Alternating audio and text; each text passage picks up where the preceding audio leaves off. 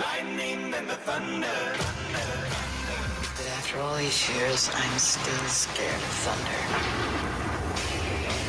It's time for Middays with Thunder with Mitch Nellis, broadcasting live from the 1250 AM and 105.7 FM The Fan Studios, powered by the Potawatomi Sportsbook.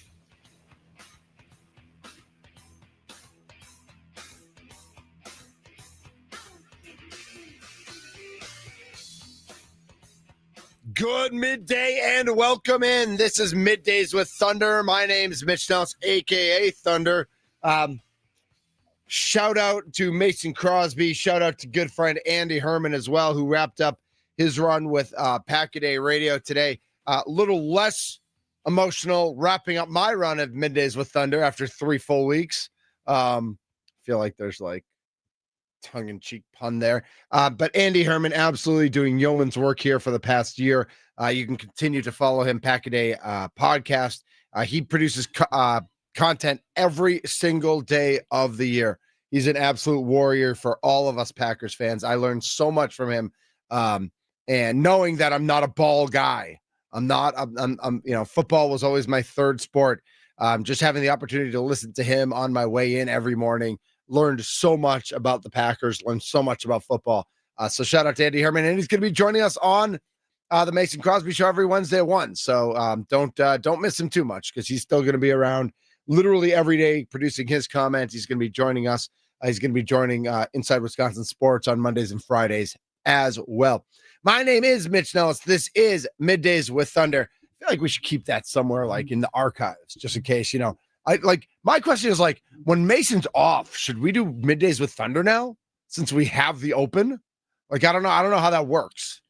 Like on days that Mason's off, I don't know. Like, it's still the Mason Crosby Show, but is it? The Mason Crosby Show Midday with Thunder edition. Yeah, I mean, like, we've played with lots of different like thoughts and ideas, and I don't know. Maybe I'll run it by Mason, see what he thinks. I'm over ideas now. Yeah, I'm all out of my ideas. Well, your last idea, you put together the open for Eye on the Enemy. Did a great job with that. Nick Wilson from 92.3 The Fan in Cleveland joined us at 10 o'clock, and he was a blast. And I even asked him some Guardians and Cavaliers questions, because that's what I do. But this is Middays with Thunder here on 1250 AM 105.7 FM The Fan. We're free on the Odyssey and iHeart apps. We're also on YouTube. That's right, at The Fan Milwaukee. We are on YouTube. Milwaukee sports fan, The Fan has a new starting lineup with 2 former Packers players.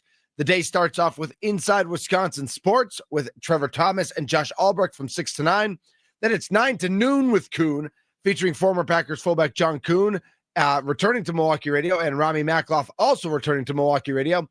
Then at high noon, we get done with 9 to noon, and it's high noon with Mason Crosby.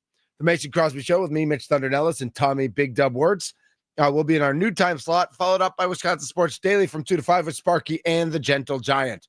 The new fan lineup starts on Monday, so we are pretty close. We just got a weekend, and then we're there on 1250 AM and 105.7 FM The Fan, and on the free Odyssey app. And the power of immediacy is where I want to start today. We've got a lot of Brewers to get to today, and we're going to talk a lot about the Brewers, a lot about Pat Murphy on the show yesterday, and the win last night, and the Stars, and all that good stuff. But Tucker Kraft, I got to start with Tucker Kraft. Matt LaFleur, 3 minutes ago at the podium, said that he will not practice today. He did sustain a knee injury during practice yesterday. They will give him up to game time on Sunday to see if he plays or not.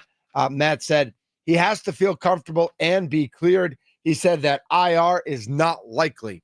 And this is where I talk about the power of immediacy, because we are all hanging out yesterday afternoon.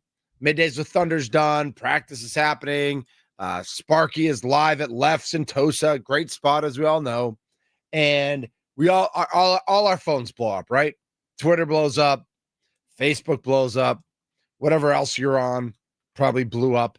And cell phones, obviously. Tucker Kraft hurt at practice, knee injury. And immediately that information gets shared with every member of the media, with every Packers fan, locally, nationally. And our first instinct, of course, is to freak out, to say, oh no.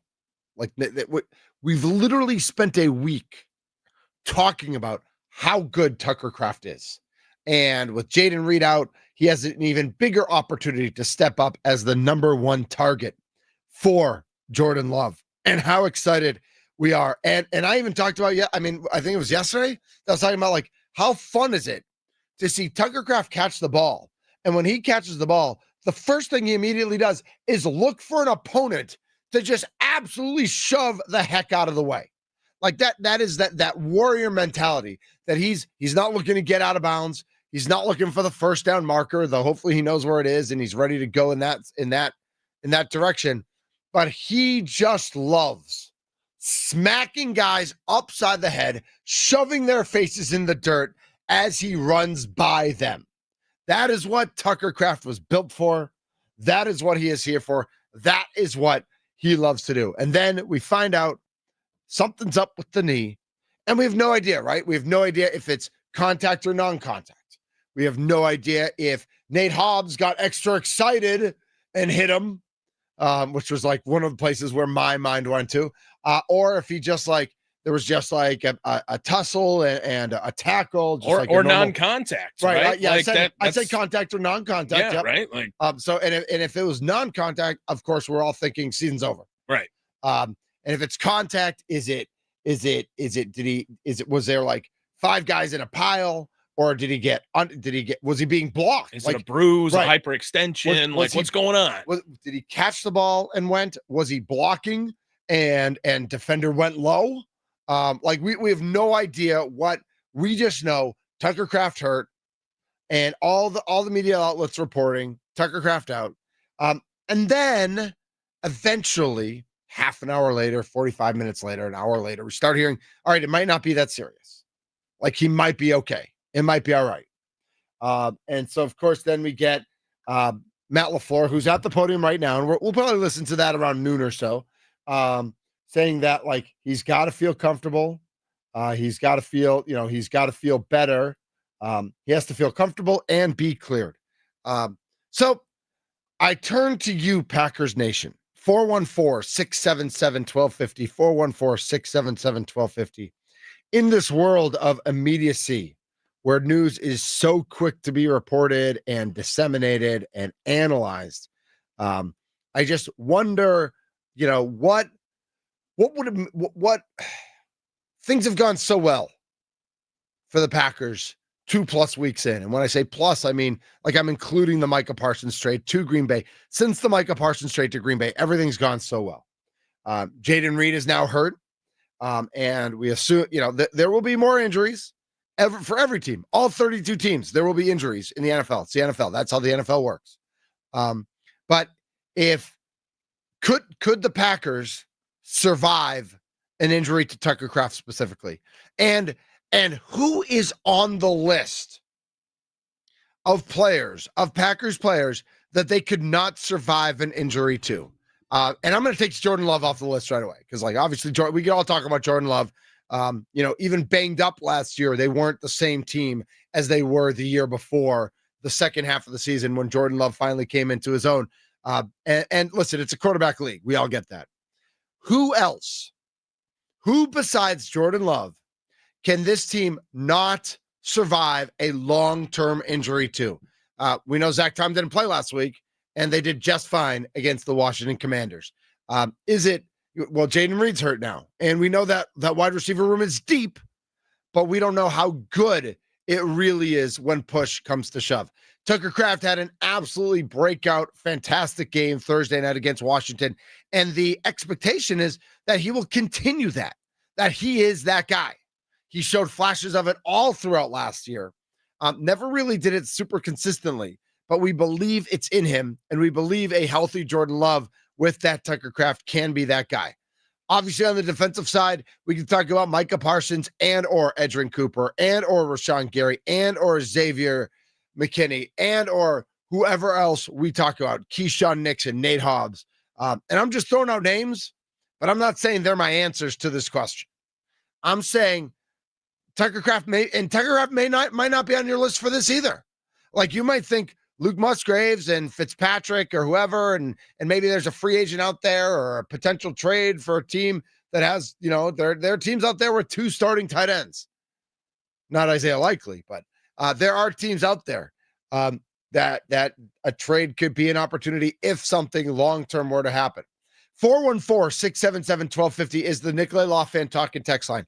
414-677-1250. Who needs to stay healthy for this Packers team to achieve its maximum potential this season? 414-677-1250. And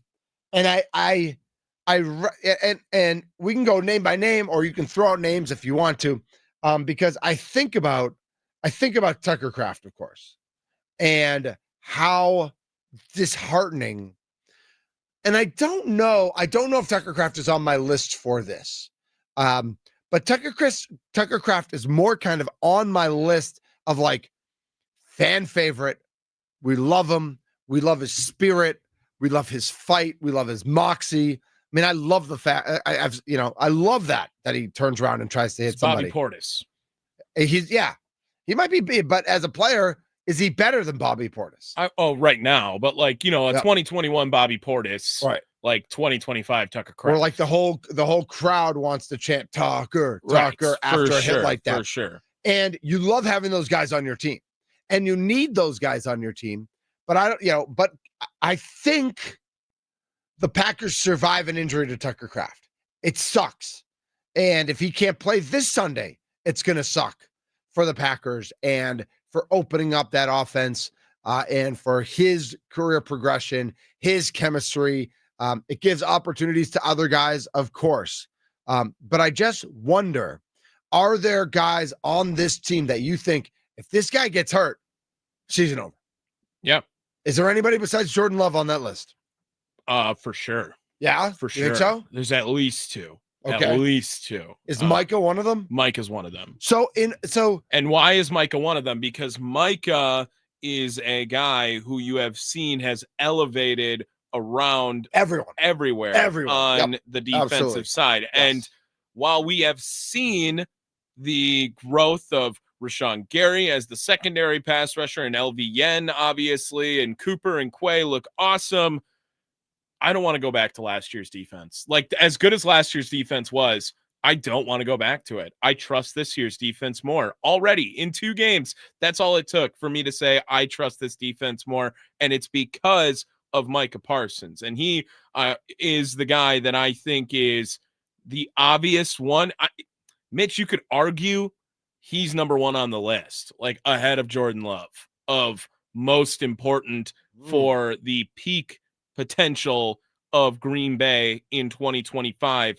Micah Parsons has elevated everyone. Look at what Keyshawn Nixon has turned into these last 2 weeks right now. Look at what you see out of backup rush Devontae Wyatt, right? Another one who's really just been like coming out of his shell. He's been fantastic into his 4th year now. I think that Micah Parsons is so crucial. And maybe everyone did take a massive jump. Maybe that's what happened. Yep. But it feels like more than likely everyone is thriving in their new role more than everyone has elevated to their peak all at the exact same time in the same year for the Green Bay Packers. That I'll let you react to that before I give you my next name. Yeah, I mean, part of me thinks that if this was a team with Super Bowl expectations before Micah Parsons, that doesn't change things.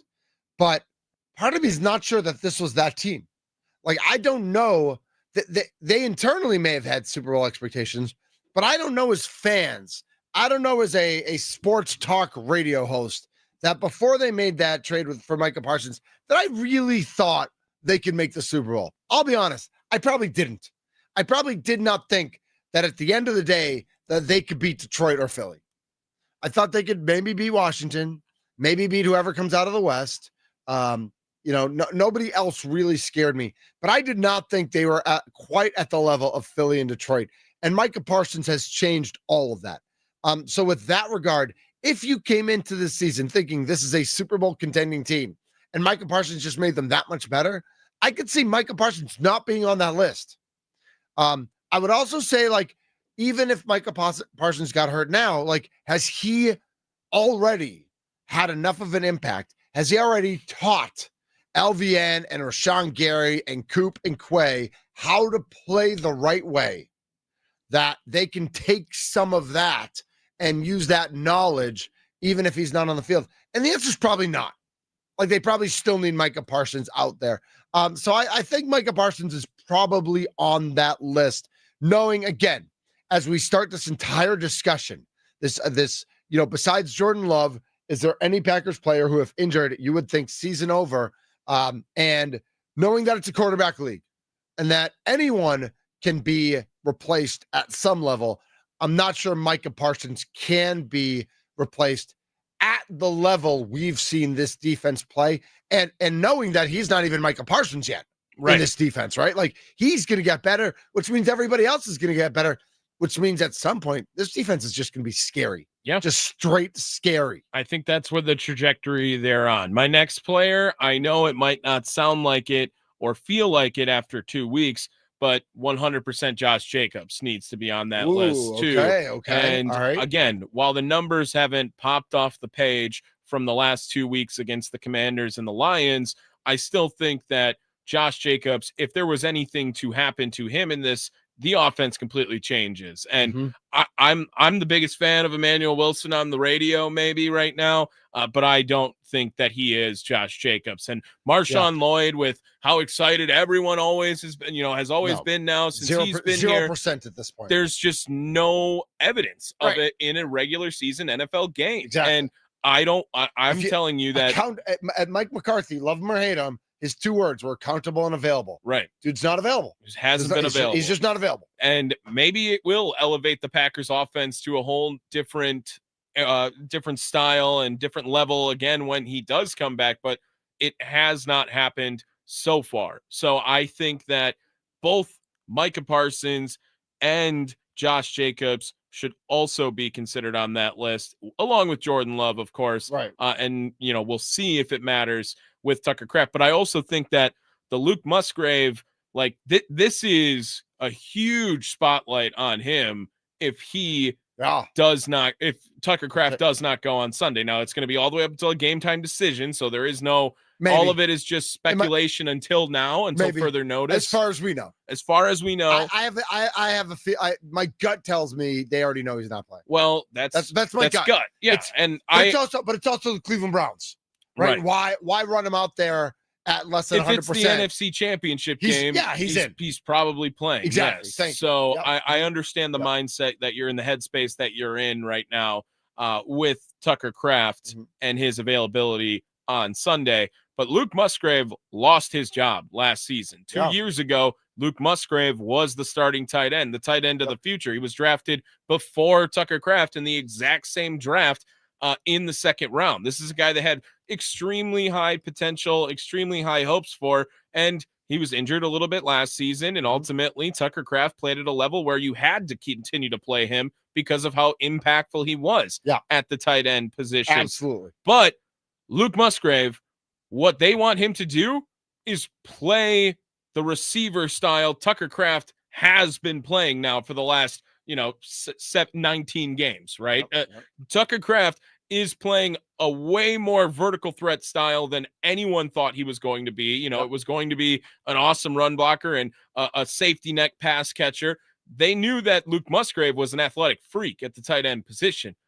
If he can play to the style and be implemented into the pass game like Tucker Kraft was, he's going to have every opportunity to shine this week as well against Cleveland. And we're going to have to see if he can stay on his feet when he starts running again, because I think Luke Musgrave has that potential to slide into that offense and the pass game specifically seamlessly. But now everyone's going to be watching because Tucker Kraft has done a phenomenal job at it the last season in 2 games. So I don't know what these numbers mean. 10-yard, your 10-yard split and then your 40-yard dash. I mean, I know what they mean. I don't mean to say it like that, but I don't know, like, how does it translate? Right. How does it translate? Because their numbers are very close. Okay. But Luke Musgrave is faster at both. And Luke Musgrave in 23 had the fastest 10-yard split of any tight end at the combine. Yeah. So that means he had the fastest 10-yard burst. His 40 is 4.61. Now that's pre-injury. Tucker Kraft is 4.69. So they're 800ths of a, so they're like, listen, they're basically the same-ish. But I think it's important to remember with that is that they are the same-ish. And as much as we've seen Tucker Kraft separate himself on the field, Luke Musgrave has the same physical attributes, has the same physical ability, has the same speed at least. I don't know if he has the same quickness or cut ability or hands, whatever it might be, or separation, but he has the tools. He has the physical gifts to be that person. Whether he can put that together and figure that out, we don't know. And we also don't know, like, listen, Tucker Kraft doesn't play this Sunday, and Luke Musgrave goes off for 120. Like, all of a sudden, are we just embarrassment of riches, or are we arguing over who gets the ball, which tight end are you targeting in the red zone or in crunch time? Which, like, again, are good arguments for us to have because it means, again, embarrassment of riches. And should we be so lucky to have that type of problem, right? Well, and I think that it will not stir up anything as far as who should or shouldn't be playing, but rather how do we get both of them out on the field, right? It is the 12 personnel that we were all talking about before this season with the Packers. Let's see what Luke Musgrave can do when it's 11, right? When he is the only man out there that is at the tight end position. We already know he's not going to block at the same level of Tucker Kraft. That is right. Very much answered already, it feels like, over the last 2 years now. And that's a little nervous with Myles Garrett, right? Well, especially now, I think that it's going to be telling where, okay, he's going to be lined up ahead of where Myles Garrett is all day, right? Because they're going to want to, if it is on that right side, not only will it be a new tight end, but a new right tackle, right? If he's helping out Anthony Belton during this time as well, if Zach Tom isn't ready to go either. So I will say that Luke Musgrave, if he shows out in this game, you can probably see him more down the future. And maybe we're talking all about nothing. If Kraft does play in this game and does Tucker Kraft things, then Luke Musgrave, yeah, you're back on the back burner, unfortunately. But there is an opportunity for Luke Musgrave to really, while he has the spotlight on him, try to shine and make sure that he can be a part of the future of the Packers offense this season. Again, back to the question, is there anyone on the Packers not named Jordan Love that you would think, if they were injured, you would think season over? Emmett writes into the show, Cooper and McKinney would be tough to replace, as would Kraft. Edgerrin Cooper's a great answer, too. Yep. I also think that could be an answer because I think we just think so highly of him again. Like, just the drop off from elite is always going to be a hit. I don't hate that answer. McKinney, I want to say that, but it's been a rough 2 weeks for him too. Not to a point of where it's an absolute problem, but just comparing it to last year is not really where McKinney has been. But I like the answer of Edgerrin Cooper as well being on there because this is a situation where Quay Walker looks a lot better as your second inside guy than he did as your first inside guy all those years. Absolutely. I do wonder what it means for Xavier McKinney because I think we still do expect him to be elite. And I think, we all think he'll get back to that. He'll get back to elite. Yes, he hasn't been great. But if he's not out there, I feel like everybody's worse.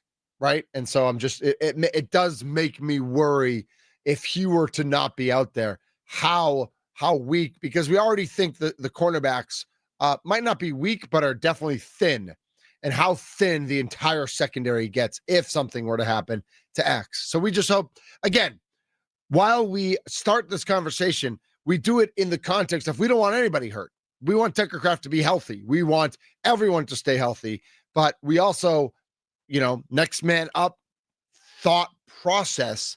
How do we figure out who is replaceable? Who do they need to go out? And this is part of Goody's job, right? Like Goody has charts and files and Excel spreadsheets about, if this were to happen to this, if this were to happen to this, if this were to happen, how do we compensate Is it next man up? Is it look outside the organization? Do I have somebody else in mind? My name is Mitch Nellis, aka Thunder. This is Middays with Thunder. Ashely Washburn from WTMJ4 coming up next, right here on Middays with Thunder. We are on 1250 AM, 105.7 FM, The Fan, and free on the Odyssey app.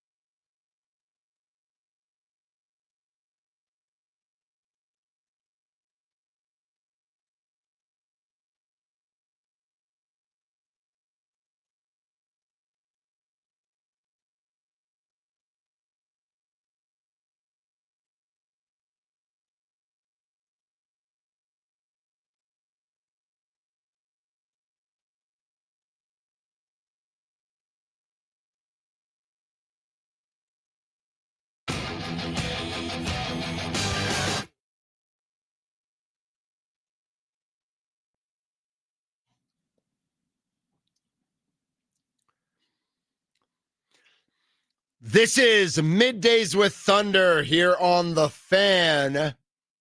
Of course, all our guests here are joining us on the Fan Guest Hotline, powered by Gruber Law. And joining us now on the Fan Guest Hotline from WTMJ4, NBC affiliate here in Milwaukee, Ashely Washburn. Ashely, how are you today?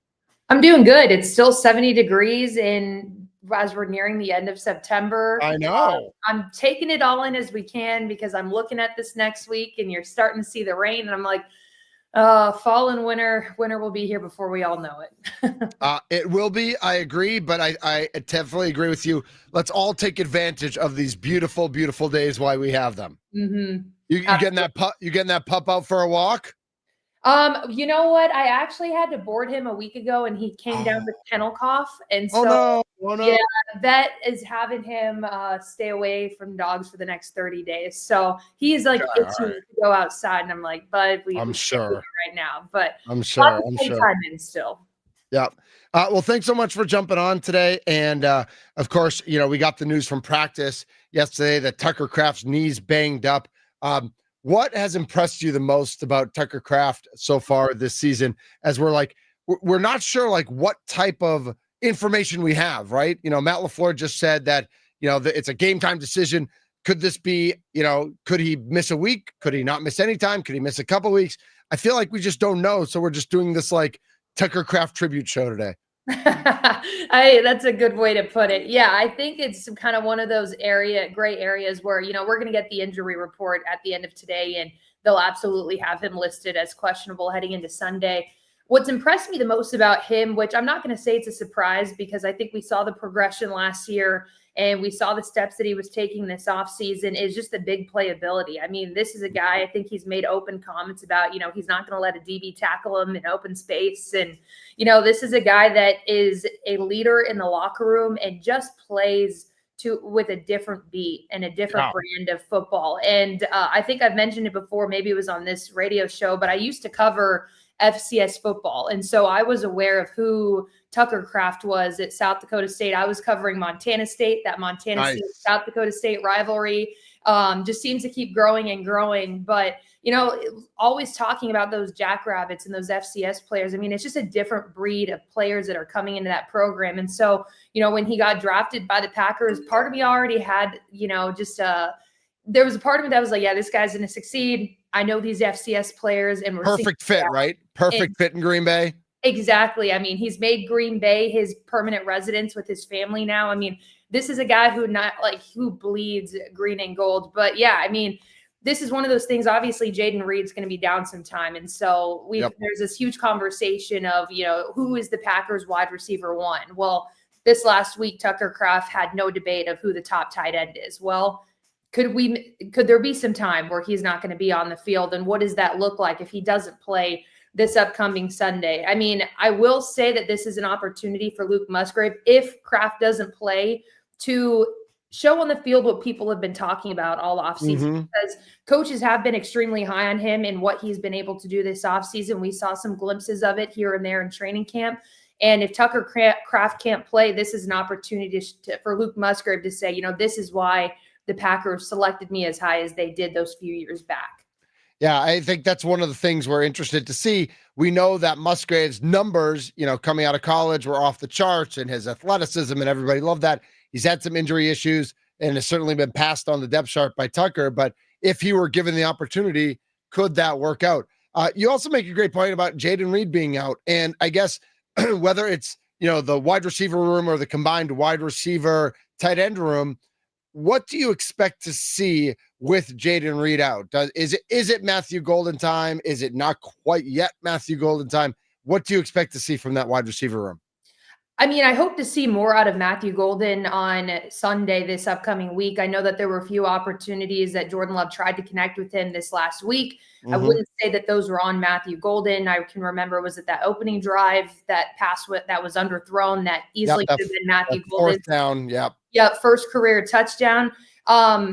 He's still a rookie. Would I love him to be the top wide receiver for the Packers, and we see that in week 3 against the Browns? Absolutely. But, still give him some time to acclimate. But yeah, with Jaden Reed out, that's a guy who brought a lot of speed, who could, go down the field, come up with some big passes. We saw what that touchdown would have been on Sunday against in week 2, if it wasn't for that penalty that negated it.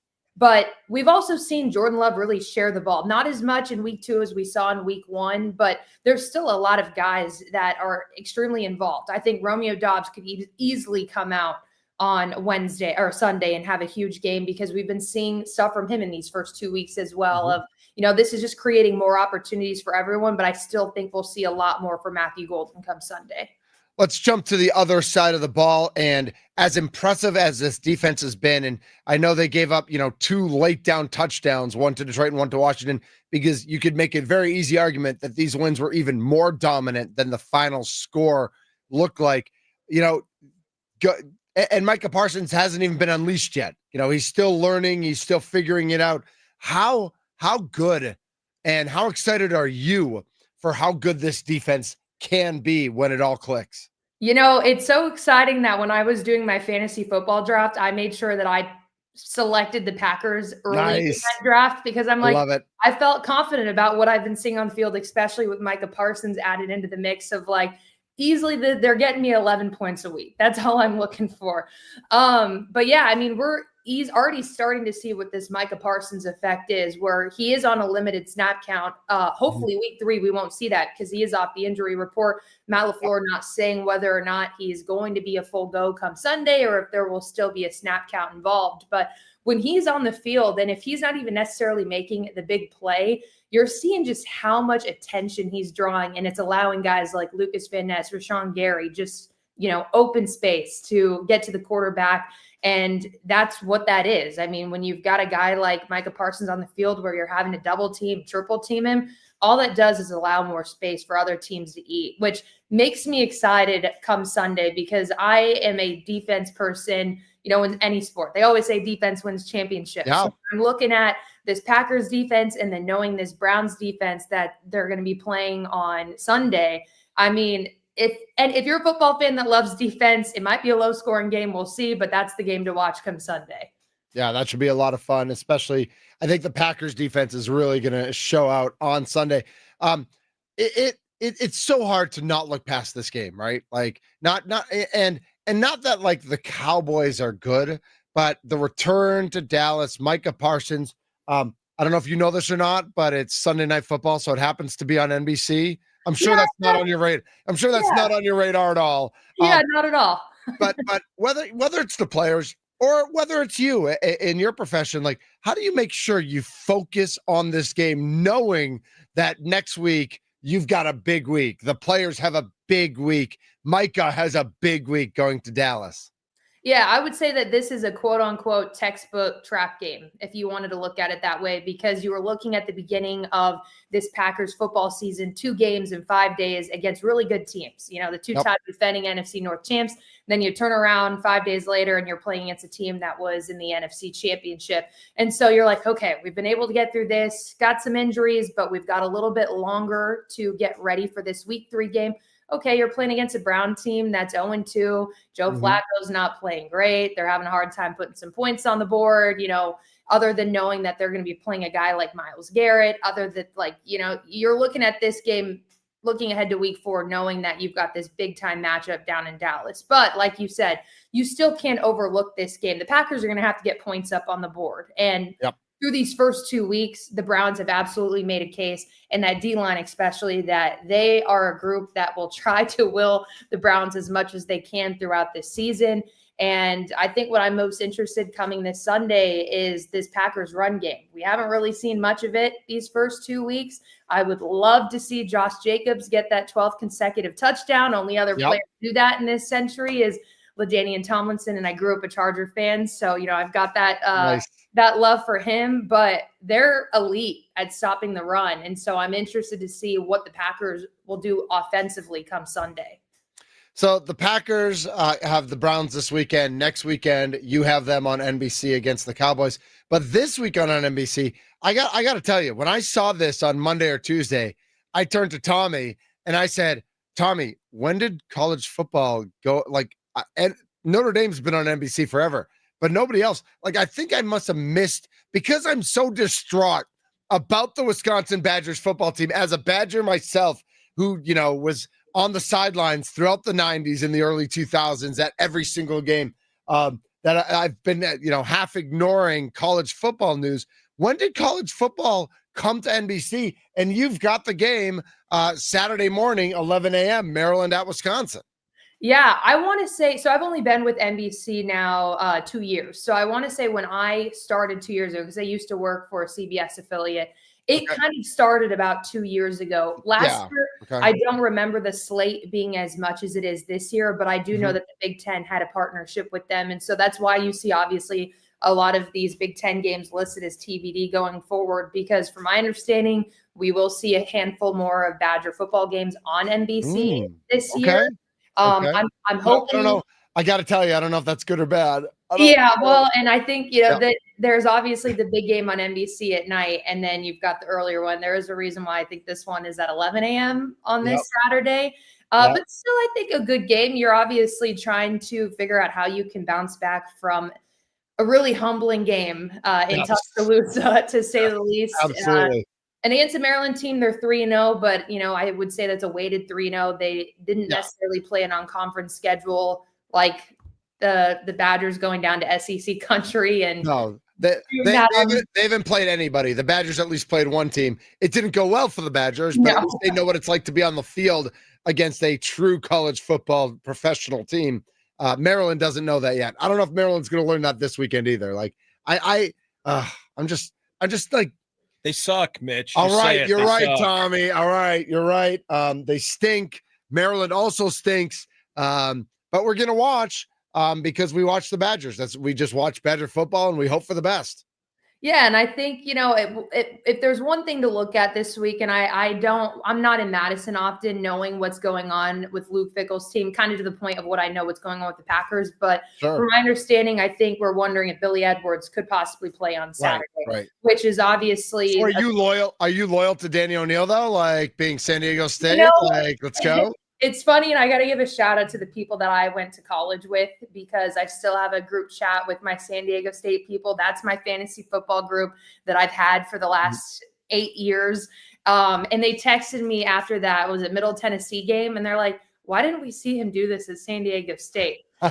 So, obviously I love because he didn't get to play against Middle Tennessee State. Well, that too. Yeah. And, we'll see what obviously happens on Saturday. They're going to keep that under wraps, wondering if it's going to be Danny O'Neil or Billy Edwards. But I think it will be a different game regardless. And one thing that I obviously noted is not the Packers, excuse me. They're obviously on my mind. The Badgers offensive line. There's a lot of young guys on that group. And, what was it? 3 redshirt freshmen that started against Alabama, and 3 redshirt freshmen for Wisconsin, or 3 redshirt freshmen that saw the field. Is very different than freshmen that are playing for Alabama. Like there's a difference there. Absolutely. And so you hope that as the season goes on, which, when you're younger like that, they'll be taking big steps week by week. So there's an opportunity for growth there. I do see it being a way closer game. I do think that there is an opportunity for the Badgers to have an edge in this game, but would love, obviously, for Billy Edwards to be able to play against his former team. Would be a great way to kind of set the table as Micah Parsons gets ready to take his former team next Sunday down in Dallas. Ashely Washburn joining us on Middays with Thunder here on The Fan. You can follow her on Twitter. It's at Ashely J. Washburn, or you can just type in Ashely Washburn in the search bar and find her, and then click on follow like I did. And it was very easy to do. And as we go from the Packers to the Badgers, certainly we have to talk about just the absolute joy, the power of friendship, the power of pancakes. Yeah, I love pocket pancakes. From top to bottom, all the different stories and personalities that we are seeing from the team with the best record in Major League Baseball, our Milwaukee Brewers. How much fun has it been covering this team this summer? I mean, it's been incredible because I'm not going to name names of who the beat writer was that I was talking with in the Brewers press box, but we were talking about, boarding our dogs specifically. And he said that he had a trip that him and his wife planned at the beginning of this season, but they planned it for the month of October because the Brewers started as rough as they did. And so he was kind of confident that the Brewers would not be in the position that they are, the best team in baseball, just a few games away from, clinching the NL Central potential number 1 seed. And so it's been incredible to see how quick of a turnaround it's been. Quinn Priester has been nothing but incredible. Dude never loses. Never loses ever. I was reading some post-game comments, and I don't know who asked him of like, do you remember the last time? Last game you pitched in where your team lost. I have it down as 19 consecutive outings, which is just incredible, which has got to give you some confidence when you're getting ready to go into a postseason because like they say in March Madness, anything can happen in March, anything can happen in October as well. Mm-hmm. And so it would be great for the Brewers to get that first series bye and just go straight into the divisional series. But you've got to have a full pitching roster to be able to compete with. I know that there's some injuries, but if they can get that first bye in there, that'll help them with being able to get some guys back and obviously just keep the bats going, keep the defense going. But this is a fantastic time. There's definitely some euchre magic in the air, and how incredible would it be if they can go all the way and do it for Bob Uecker. It's funny, right, Ashely? Because we're trying to balance like how we talk about it. Because they're, being 6 games up in the division. I'm pretty willing to say, like, if they go 4-5 the rest of the way, they clinch the division. The magic number is 4. I'm pretty confident the Brewers can go 4-5 the rest of the way. So I feel pretty good about the division. Then you look at the National League, the number 1 seed, and they're 3 games up on Philly. So again, if they went 4-5 the rest of the way, Philly, I think, has to go like 8-1, I think. And so again, I feel pretty confident that the Brewers will get that 1 seed. If they don't, if they get the 2 seed, they still get a bye and they still jump into the NLDS. And then, like you said, you never know what happens in October. The Dodgers are not playing well right now, but 2 weeks from now, if they get hot, the Dodgers do strike fear in people. The Padres could get hot. We saw what the Mets did last year. And so it's like, so you never know. So I think we're all trying to measure our language about our excitement level, knowing how good this team is, how good it was to win 11 in a row at one point, to win 14 in a row at one point, to have the 3 wins away from the best record in franchise history. And then we want to talk about October. Tickets went on, the pre-sales started yesterday. There's another pre-sale today. I think the single tickets go on sale on Tuesday or whatever it is. It's like, how do you balance that excitement with, are you being a little stitious? Are you being superstitious? Like, how do you balance all those different emotions looking ahead to October? I think we just have to take a page out of the Brewers clubhouse and what they've kind of been doing this season, because when we are asking about, that winning streak that they had, and we're asking about things that Christian Yelich has been able to do and all these different things, I mean, they just keep pointing back to the team. And truly, this is a group of best friends just playing baseball. That's all it is. These guys are going out to the backyard. They're making, this is just a different brand of baseball. These guys all love each other. And I also will point that to Pat Murphy and what he's been able to do, because again, I think going into this year, there was a lot of people that didn't know if the Brewers would be able to win a 3rd straight NL Central title, just with how this year was shaping out in the preseason and down in training camp and different things like that. But I mean, these guys are just coming in and playing baseball. They're trying to do not look ahead for that exact season, because it's so easy to look too far ahead. Just like we're talking about this potential trap game for the Packers. They're not looking ahead to October yet. They know that they've still got, 9 games left on this regular season. So they can start thinking about October when October 1st hits. And I think that's kind of the way you got to look at it as a Brewer fan, which is so hard to do because, you've seen this team just set these records all year, and you have guys that are just coming out of the woodworks, like Quinn Priester. Who knew that this guy was going to do what he did? Who is Quinn Priester? I will not forget. It was the first Cubs series in Milwaukee, and Quinn Priester was slated to start that game. And we found out that Taylor Alexander ended up being the lefty opener. Yeah, and it was Pat Murphy just saying he didn't feel like Quinn Priester was ready for the moment, knowing what the top of that batting order looked like for the Cubs. And we're standing here now, September 19th, and this guy can't lose. So it's just incredible to see the progression of this team. I totally agree. All right, Ashely, tell us a little bit about what you're working on. Any features, any stories? What do you got coming up? You know what? I'm glad you asked, because I got a fun one that I started working on earlier this week, and it will air preluding Sunday Night Football. Ooh, and I met up with Mark Murphy at his golf course up in Door County. Yep, we were golfing. How's your game? You know what? I have told Mark that this is the best golf outing I have ever had in my life, and it's on camera to prove it. I love it. Between the two of us, I think he would tell you that I probably finished with a better score, which is impressive because I literally started over a year ago, but I got a lot of power, so I can get it down the fairway. But he had some incredible things to talk about. I think some fans will hear some things and stories that, are new. He can talk about it now because he's not employed by the Packers technically. And he had a lot to say about Matt LaFleur's golf game. So I'll leave it at that. But it'll be a lot of fun stuff. That'll be airing on Sunday. Awesome. Definitely looking forward to that. That'll be a blast. And keep up the great work. Enjoy the Badger game Saturday morning. And then, of course, next week, you've got the Packers game on your air. Thank you so much for jumping on today. And we will definitely have you on again soon. And can't wait to watch that feature on Sunday. I love it. Have a good one, guys. Thank you for having me on. Absolutely. You as well. She is Ashely Washburn, TMJ4. Follow her on Twitter at Ashely J Washburn, doing absolutely great work there at TMJ4. This is Middays with Thunder here on The Fan. I'm Mitch Nellis, a.k.a. Thunder, 1250 AM, 105.7 FM, The Fan, free on the Odyssey app. We're going to hear a little bit from Matt LaFleur at his press conference, hear what he had to say about the wide receiver room and Tucker Kraft and Micah Parsons not being on the injury report. What's going on with Zach Tom? What's going on with Aaron Banks and the offensive line? We'll do that at the top of the 12 o'clock hour. This is Middays with Thunder on The Fan.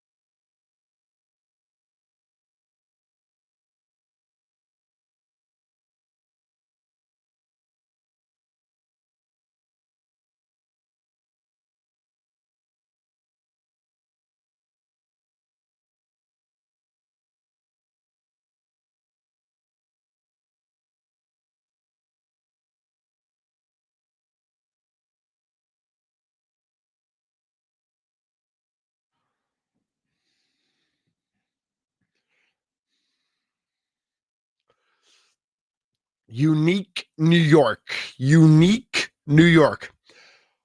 Milwaukee sports fans, the Fan has a new starting lineup with 2 former Packers players. The day starts off with Inside Wisconsin Sports with Trevor Thomas and Josh Albrecht from 6 a.m. to 9 a.m. Then it's 9 to noon with Kuhn, featuring former Packers fullback John Kuhn, returning to Milwaukee radio, and Rami Makloff. At high noon, it's time for the Mason Crosby Show with Mitch Thunder Nellis in their new time slot, followed up by Wisconsin Sports Daily from 2 to 5. The new Fan lineup starts Monday on 12:50 a.m. and 105.7 FM The Fan, and on the free Odyssey app. I think I did a pretty good job there, I just got to say. You're a pro's pro, man. I actually read it verbatim there, which I never read promos ever verbatim. And everyone is shocked who hears that on the other side. I know, absolutely shocked. I should take this off. I luckily had the lower third up there, but I was amazing. Like, saw the bottom part. I'm like, oh, did somebody put a Post-it on you, Tommy? That's so weird. Q writes in on the dugout, our chat on YouTube. San Diego is the best. I lived in Del Mar for a few days. Great people and great city. Of course, Ashely Washburn went to San Diego State. She's from Southern California. She interned. Chargers fan, interned with the Chargers. Also then went over to Montana, worked in Bozeman, Montana, because that's how it works in TV, Tommy. Like, just be thankful, like, you didn't have to work for 3 years in Bumble Diddle at some little radio station where you were on like 1540 a.m.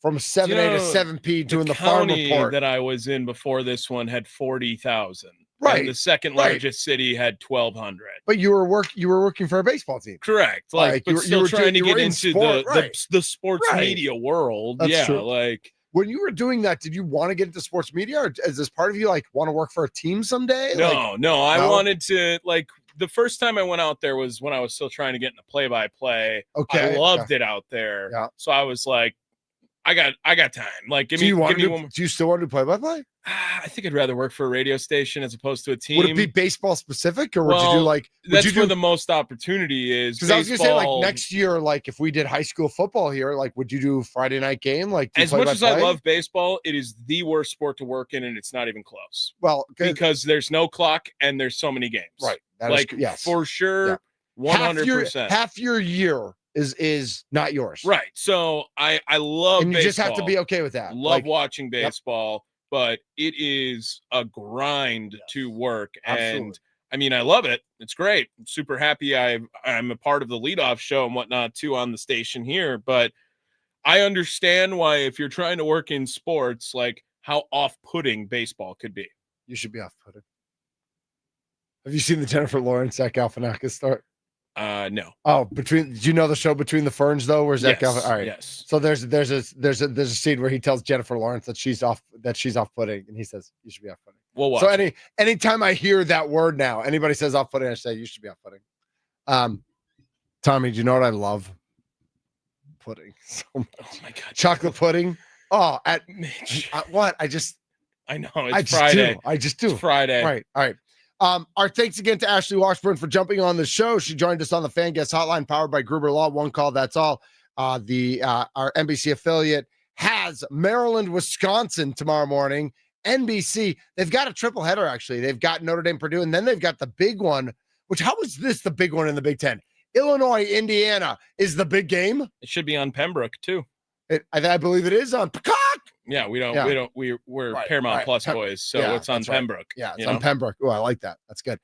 Let's listen to a little Matt LaFleur when we come back, as he talks about all the things going on in Packerland. It's the Friday before a Packers game. Let's get into some Packers talk when we come back. Then it's going to be fantasy football with Mikey Henninger, again from Basement Brood Fantasy Football at 12:20. We'll make our week 3 picks. Matt Pauley from Cardinals Radio Network is going to join us at 1:20 to preview Brewers and Cardinals. So much still to get to. I don't even have enough time to be on my own show. This is Middays with Thunder, 12:50 a.m. 105.7 FM The Fan, free on the Odyssey app.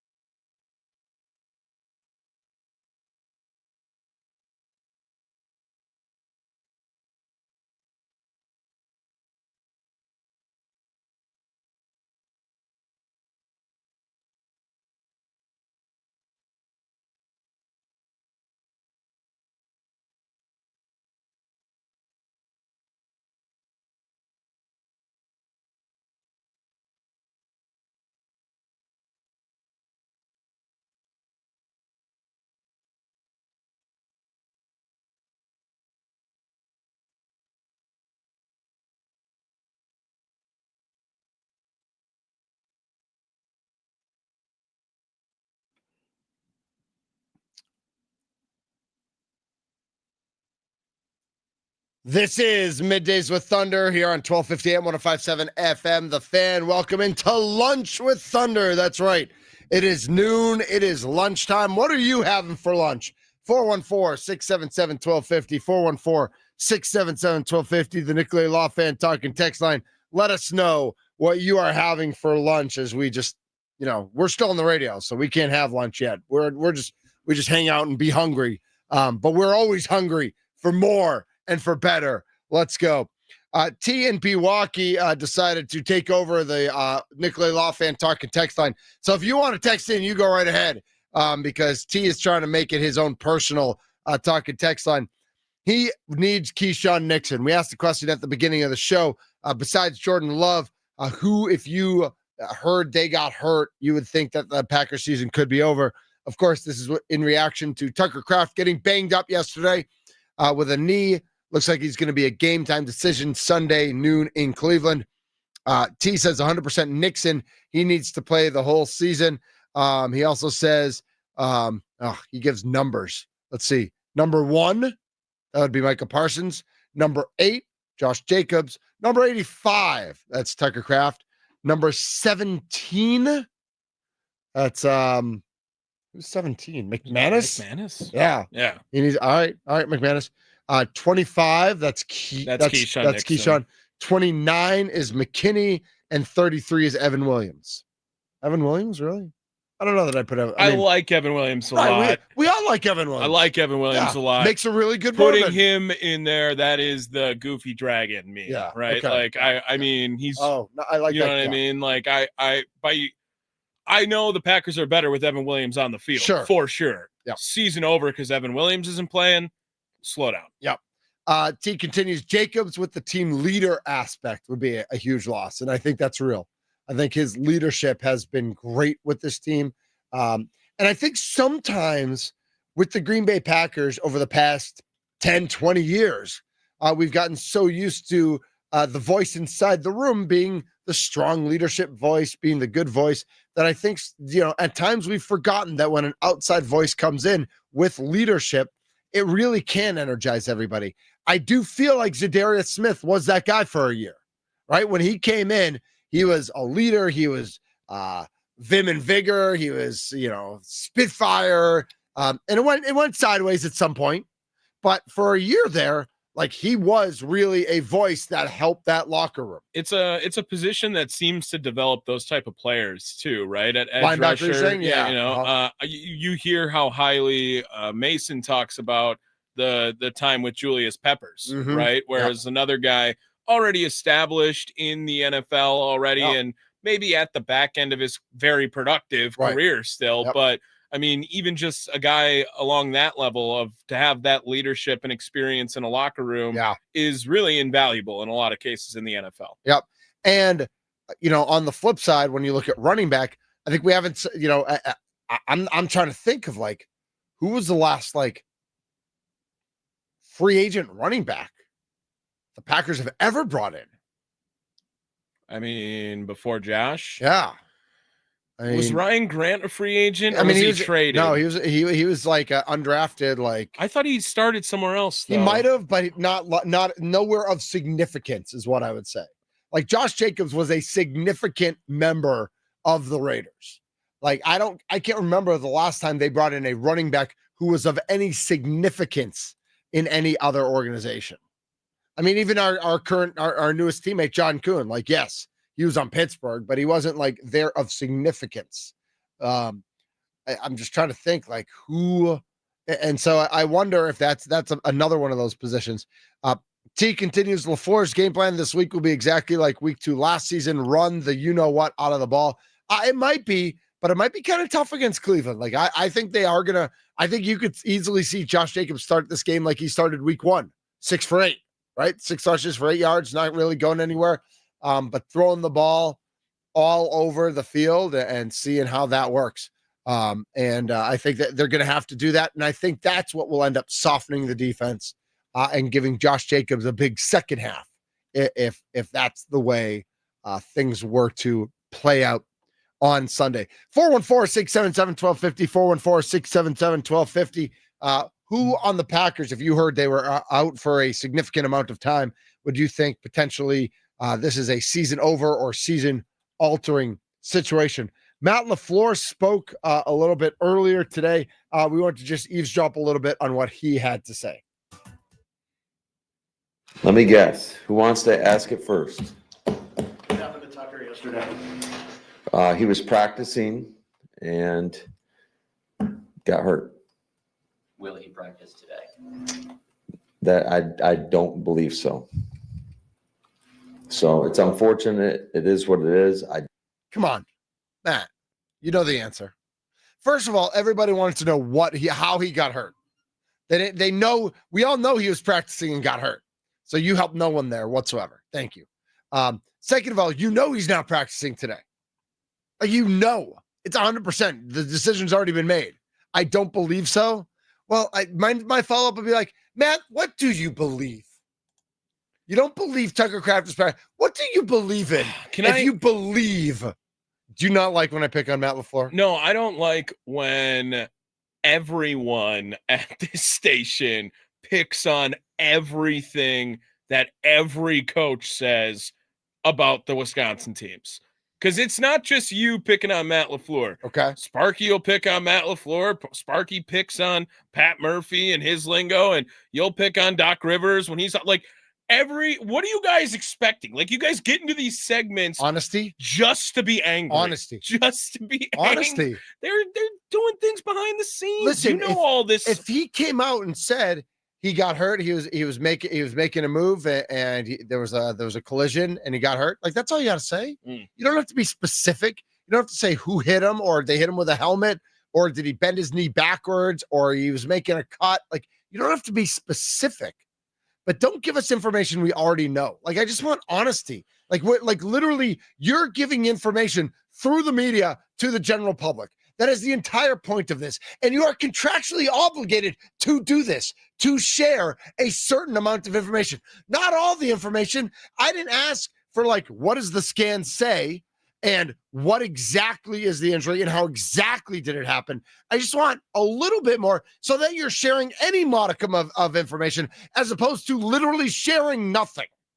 That's what I want. As NFL coaches have done for years. Right, but it's not years anymore. It's 2025 when we all have cell phone cameras, when we all have the internet, when we all have everything. It's not 1982. Maybe he gets more honest as it goes on. All right, let's find out.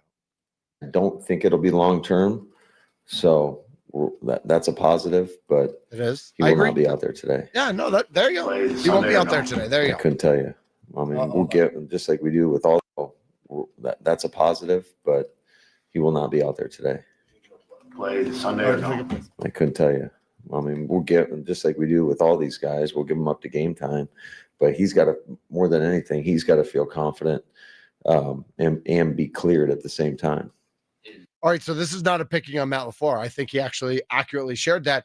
I'll bet if you asked Matt LaFleur to be overly honest, and I would not expect him to be, I bet he doesn't expect him to play. Well, and you don't want to give anything away to defenses, like plan for Tucker Kraft, right? Go ahead. So that I totally agree with. Yeah. I'm totally on. Yes. I also, as a Packer fan, and this might be the next question. Like, do you want Tucker Kraft to play Sunday? I think we should put that up as a poll question. Can we put that up as a poll at the fan? They're going to all say yes. I'm saying no. I'm making the argument for no. Should I put it in there, like, knowing you're playing Cleveland and knowing he can get rest and get healthier for next week? Does it make sense to rest Tucker Kraft this Sunday? Like, we can word it so that it's what if he's at 90%? I don't want him playing. Okay. I don't care what he's at. I don't want him playing on Sunday. Okay. Is IR a possibility? I don't believe so. Nice. Good. Love that. That's good. What sort of challenges it to have a game plan all week? You go through a couple or practice and a half or whatever it was yesterday, and may have to switch gears a bit. It's always a challenge, but these things happen in game as well. So you got to make adjustments. Look how much better he got. At least you got some time. I was just mad at the first answer. He's doing a great job today, Tommy. But I also feel really good about that room. So, you just got to adapt and adjust. I I'd like to feel a little bit better about the tight end room. Like I don't know if I want to. I don't know if I want a veteran or just like Fitzpatrick's there. Sims is still there, right? Yep. Yeah. I don't feel great about that. Like I wouldn't mind like a guy who's been around, even if it's just a guy, but at least a guy who's been around for a little bit. Well, longer. maybe Luke can also make you feel better about it after the week too. After the weekend, I think that's a possibility. Mercedes Lewis, maybe. I mean, is he 90 yet? He's older than Mason Crosby. What happened? How did he get hurt? Well, he was practicing. Did somebody follow up and ask again? How did he get hurt? He was practicing. No. But Matt has. All right. So here's where I'm mad at the media. Bad question, which I also go on rants about. All right. For the record. Fair. I'm not just always going rants at Matt on the floor. Matt has already made it clear this is the information he's sharing. Yeah. Don't come back to it and say, but how exactly did he get hurt? I'm not, because then you're giving you're giving the opponents information about. Don't ask that. He's already said. He's already answered the question. I'm not okay with that. What have you seen these first 2 weeks from Luke Musgrave? All right. He's been going out there making plays. I thought he had a great practice yesterday. We all know the type of player that he is capable of being. I think it's just like we've talked about so many times in here. It's just the availability is become or has been in the past. Tommy, we've mentioned that word, right? Availability. So Marshawn I do Lloyd. think, whether Tuck can go or not, I mean, that'll be more ops for Luke. And he's a guy that we obviously think very, very highly of. And are confident that he can go out there and do a great job for us. With all those ops. Don't you think he could have a week? He could. I mean, is anyone ready for it? I don't know. I think it'll catch everyone off guard though, if he does. I might go higher on underdog with Luke Musgrave on Sunday. Not a bad idea. All right. I'm just saying. You know who we could ask about that? Oh. What should he be a good fantasy play? Well, we're gonna follow. Let's ask. Okay. Mikey Henninger, our fantasy expert, our fantasy guru, is going to join us next here on Middays with Thunder. And this is going to be his spot, 12:20-ish on Fridays. So next week, when we switch over to Middays with Mason.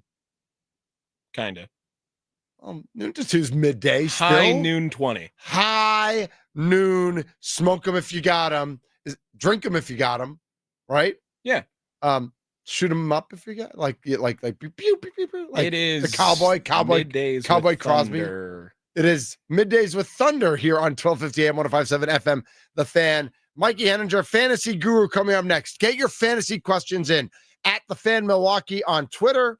414-677-1250. The Nicolay Law Fan talk and text line. Can I cut Devon A-Chain just from my team just because I hate the Dolphins that much? I don't know. He's going to answer that. Oh, I see him nodding no in the waiting room. Unbelievable. Do not do that, Mitch. You're an idiot. Mikey, I know I'm an idiot. Mikey Henninger's next. This is Middays with Thunder on the Fan.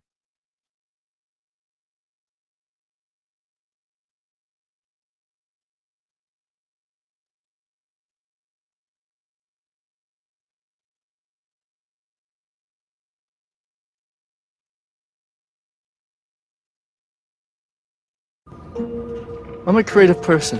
I want to work.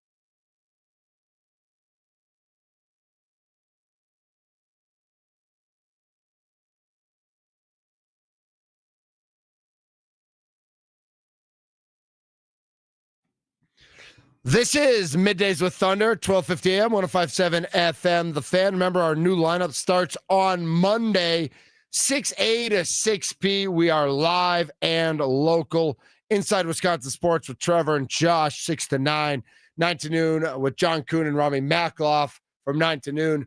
The Mason Crosby Show moves to noon to 2. And then, of course, it's Wisconsin Sports Daily from 2 to 5. At what point do we petition for that extra hour, Tommy? Because everybody else gets 3 and we get 2. Just saying. I mean, how's that going to affect the golf game?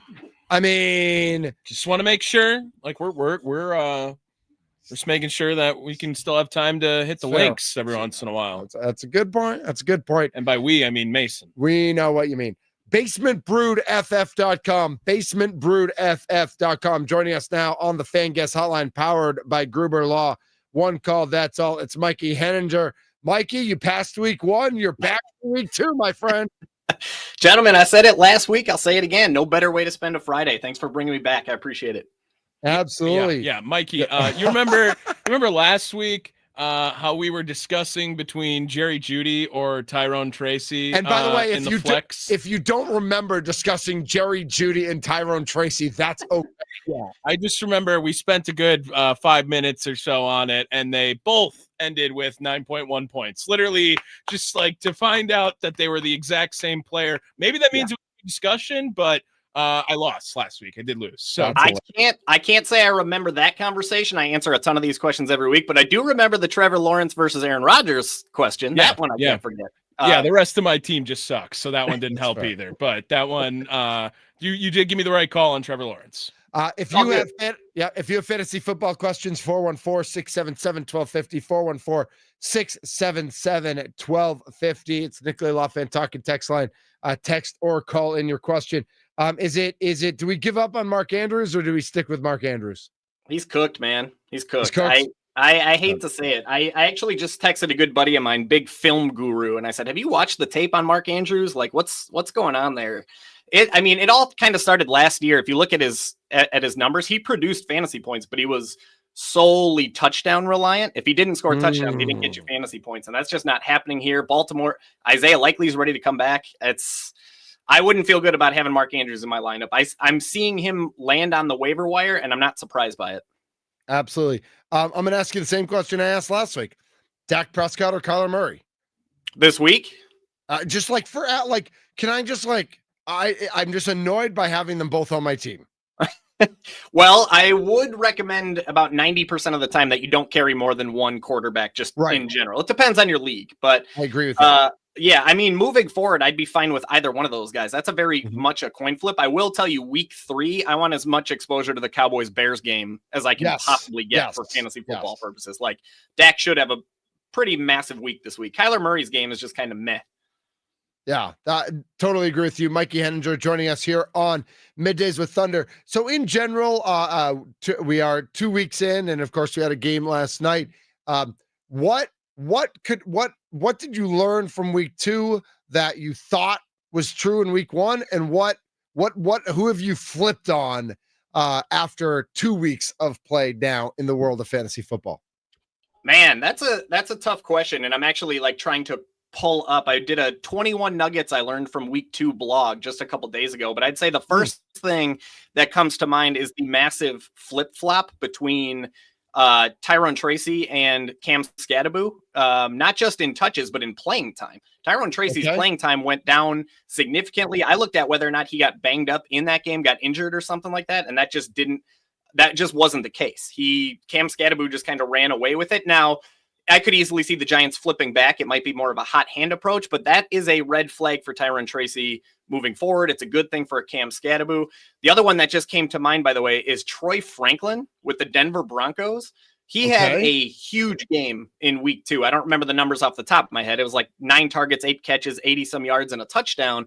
But more importantly than those things, he played, I believe, 88% of the offensive snaps as compared to 54% of the snaps, I think it was last week. So he is locked in as a top 2 wide receiver in Bo Nix's offense. And by the way, he has a bigger target share than Cortland Sutton does going into week 3. It's only been 2 weeks, but he is currently getting more targets than anybody else wearing a Denver Broncos jersey. So those are the quick two that come into my mind.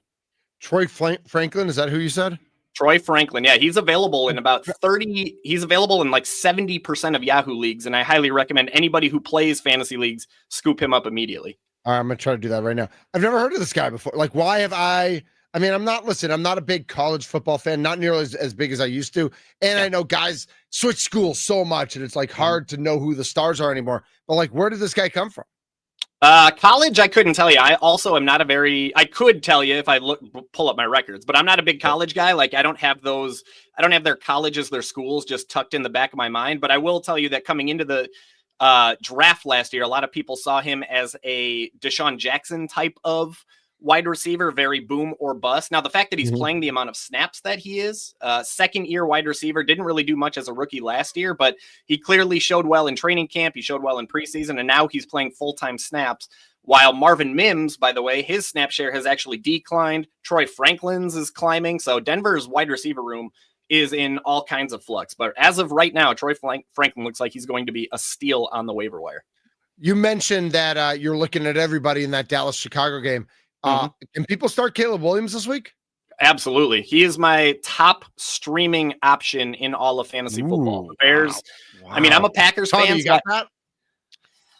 Yeah. Okay. Go ahead, Mikey. I hate to say it, man, but that game just looks mouth-watering from a fantasy standpoint. It has a 50.5 over-under. The Bears have a projected team total of 24.5 points. The Cowboys are getting absolutely demolished by quarterbacks. They're allowing the second most fantasy points per game against quarterbacks. Jalen Hurts got 24 plus. We saw what Russ did against Dallas last week, 30 plus. This is a guy who's become a journeyman quarterback in the NFL, and suddenly he's putting 30 plus fantasy points on Dallas. I mean, everybody who goes against the Cowboys, sans Micah Parsons, is getting their fantasy points. And I hate to say it because go Pack go, but Caleb Williams is, if you had Joe Burrow and you need a quarterback pickup this week, if he's available in your league. That's what I had. I had Joe Burrow, and I picked up Caleb Williams, and I figured that was where to go. He's a top start this week for sure. So I'm not always an idiot, just sometimes an idiot. Sometimes. Look, man, anybody who plays fantasy football has plenty of idiot. Like, you're going to get it wrong just as much as you get it right. Mikey Henninger joining us here from Basement Brew Fantasy Football. I got my flex issues again this week, though, Mikey, and I have some names here that I think one's going to pop, but I just don't know which one. And I luckily took a late round, I guess not late, but later round flyer on Tet McMillan, as he, I think, could be something. But the other rookie dilemma I have, Tyler Warren looks like he's about to be awesome as far as a fantasy football player going down the line. But two tight ends in your lineup always feels weird and wrong too. And I have Trey McBride, so I'm not taking him out either at this point. Is it worth it putting two tight ends in the flex or rocking with Tet McMillan? The Carolina Panthers suck, Mikey. They just suck. And I know that Tet had a great game last week, but there could easily be 0 points on the board, it feels like, every time the Panthers go out and play. So the beautiful thing about fantasy football, though, Tommy, is that sucky teams can still get you fantasy football points. And Tet McMillan is a great example of that. For instance, the Carolina Panthers this week, they're entering this game as 5.5-point underdogs to the Falcons, suggesting they will be playing this game from behind, suggesting they will be a negative game script. They're going to have to put the ball in the air, right? So if we can project 35 to 40 pass attempts from Bryce Young, who, by the way, balled out last week. He played really, really well. The number one guy he's going to be looking for is Tet McMillan. Now, the Panthers' projected total is 20. That's the Patriots. The Panthers' projected total is 19. So that kind of suppresses the ceiling a little bit. It suppresses his touchdown opportunity. So you're going to want to butter your bread on catches and yards. But if you're in a PPR league, Tet McMillan is going to be a solid option for anybody this week, just based on pure volume alone. Whereas the Colts, if we look at that Colts Titans game, that one's kind of nasty from a fantasy football from a fantasy football standpoint. But the Colts do have a nice implied total of 24 points that raises that touchdown ceiling a little bit. So there, it's going to be more about praying that he finds the end zone than it is on volume. But if you're in a PPR league, Tommy, I'm going to go Tet McMillan here, but it's a little bit closer than I think it is close. I can't blame you for trying to sort through that one. Yeah, two tight ends look so gross when you put it in your lineup too, but it's rarely good.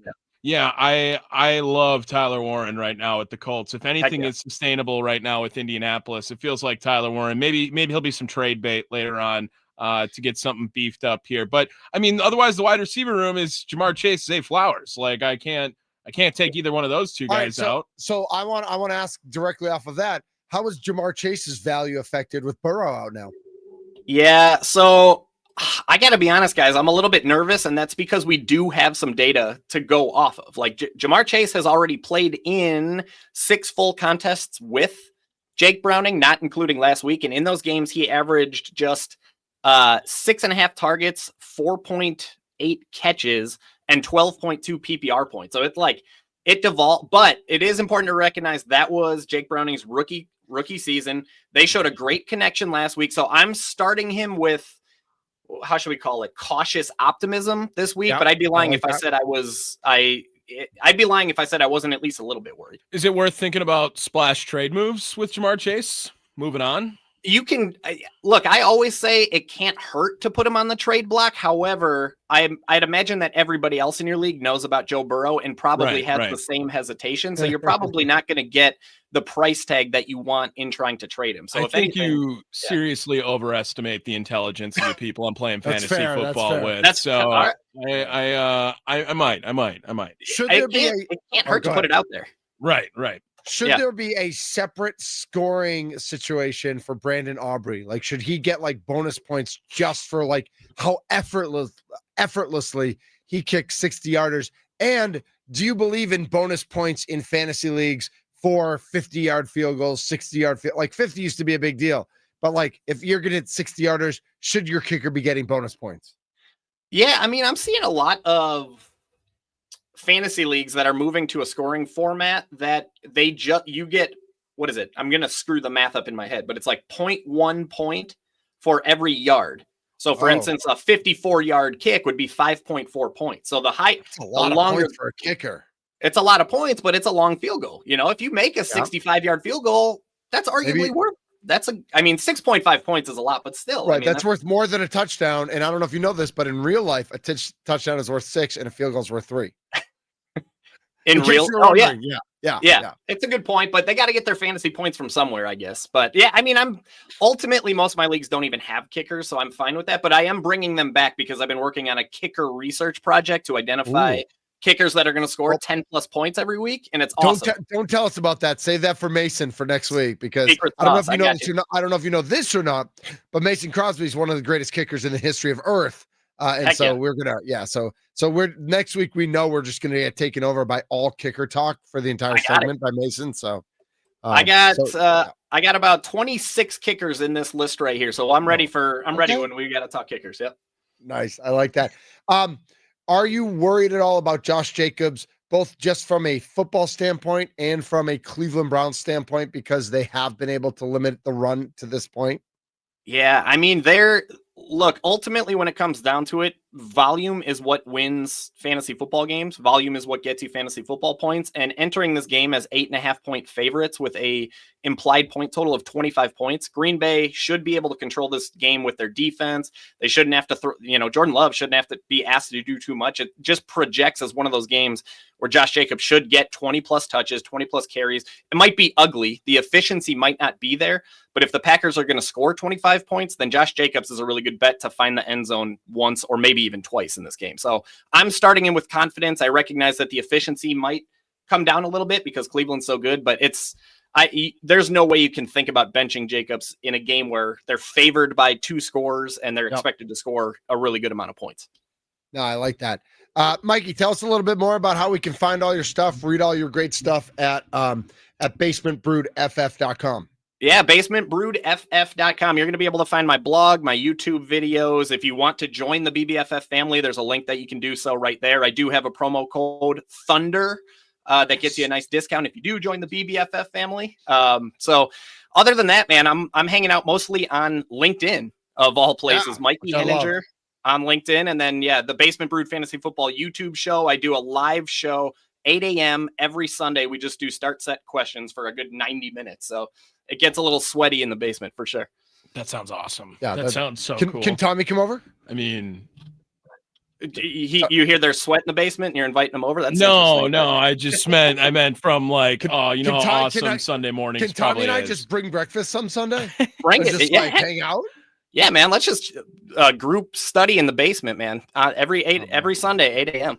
I gotta be honest, Tommy. I keep going back and forth. I keep looking at this Tyler Warren versus Tet McMillan thing. I might message you offline. Right now, I'm going Tet McMillan, but it's like 55-45. I'm telling you, it's an interesting dilemma to have with these rookies. I like, want I to see think the they're dual both tight there. end. I want to see the dual tight end in the lineup. Super tight end. That's what we're calling it now. I'm gonna stick with the original answer. Tet's getting you 22% target share. They're gonna be throwing the ball. I'll stick with Tet. Stick with Tet here for now. We'll see. Sunday. Be ready, Tommy. Ready. I'm ready. I'll be tuned in. Have your phone at least on vibrate. Don't have it on silent, so that if Mikey sends you a text, ready to go. Yep. All right.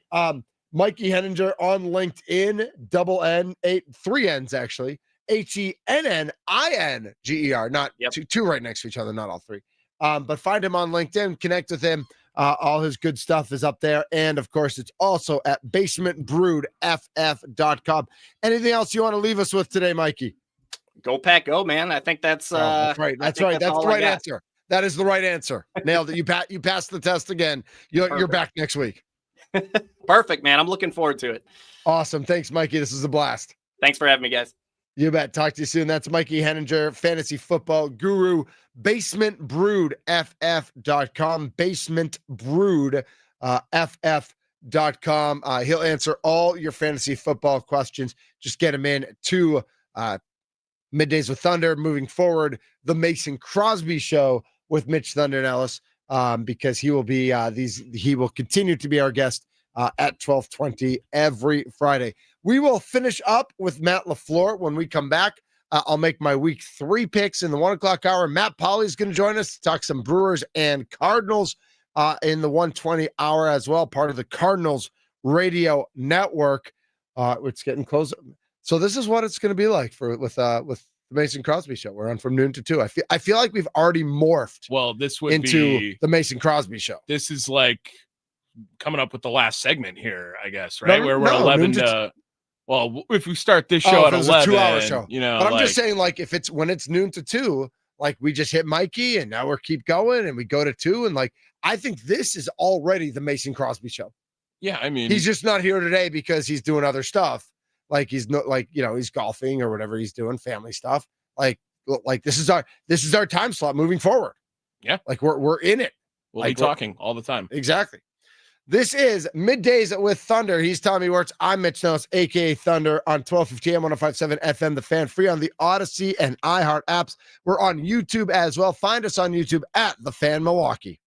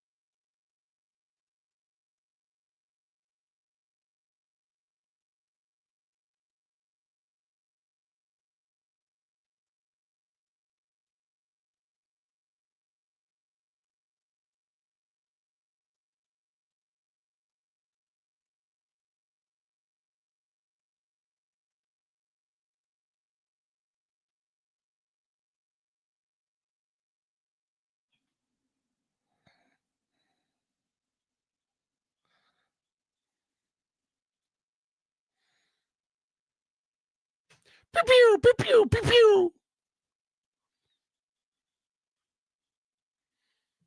All due respect, we're the absolute best.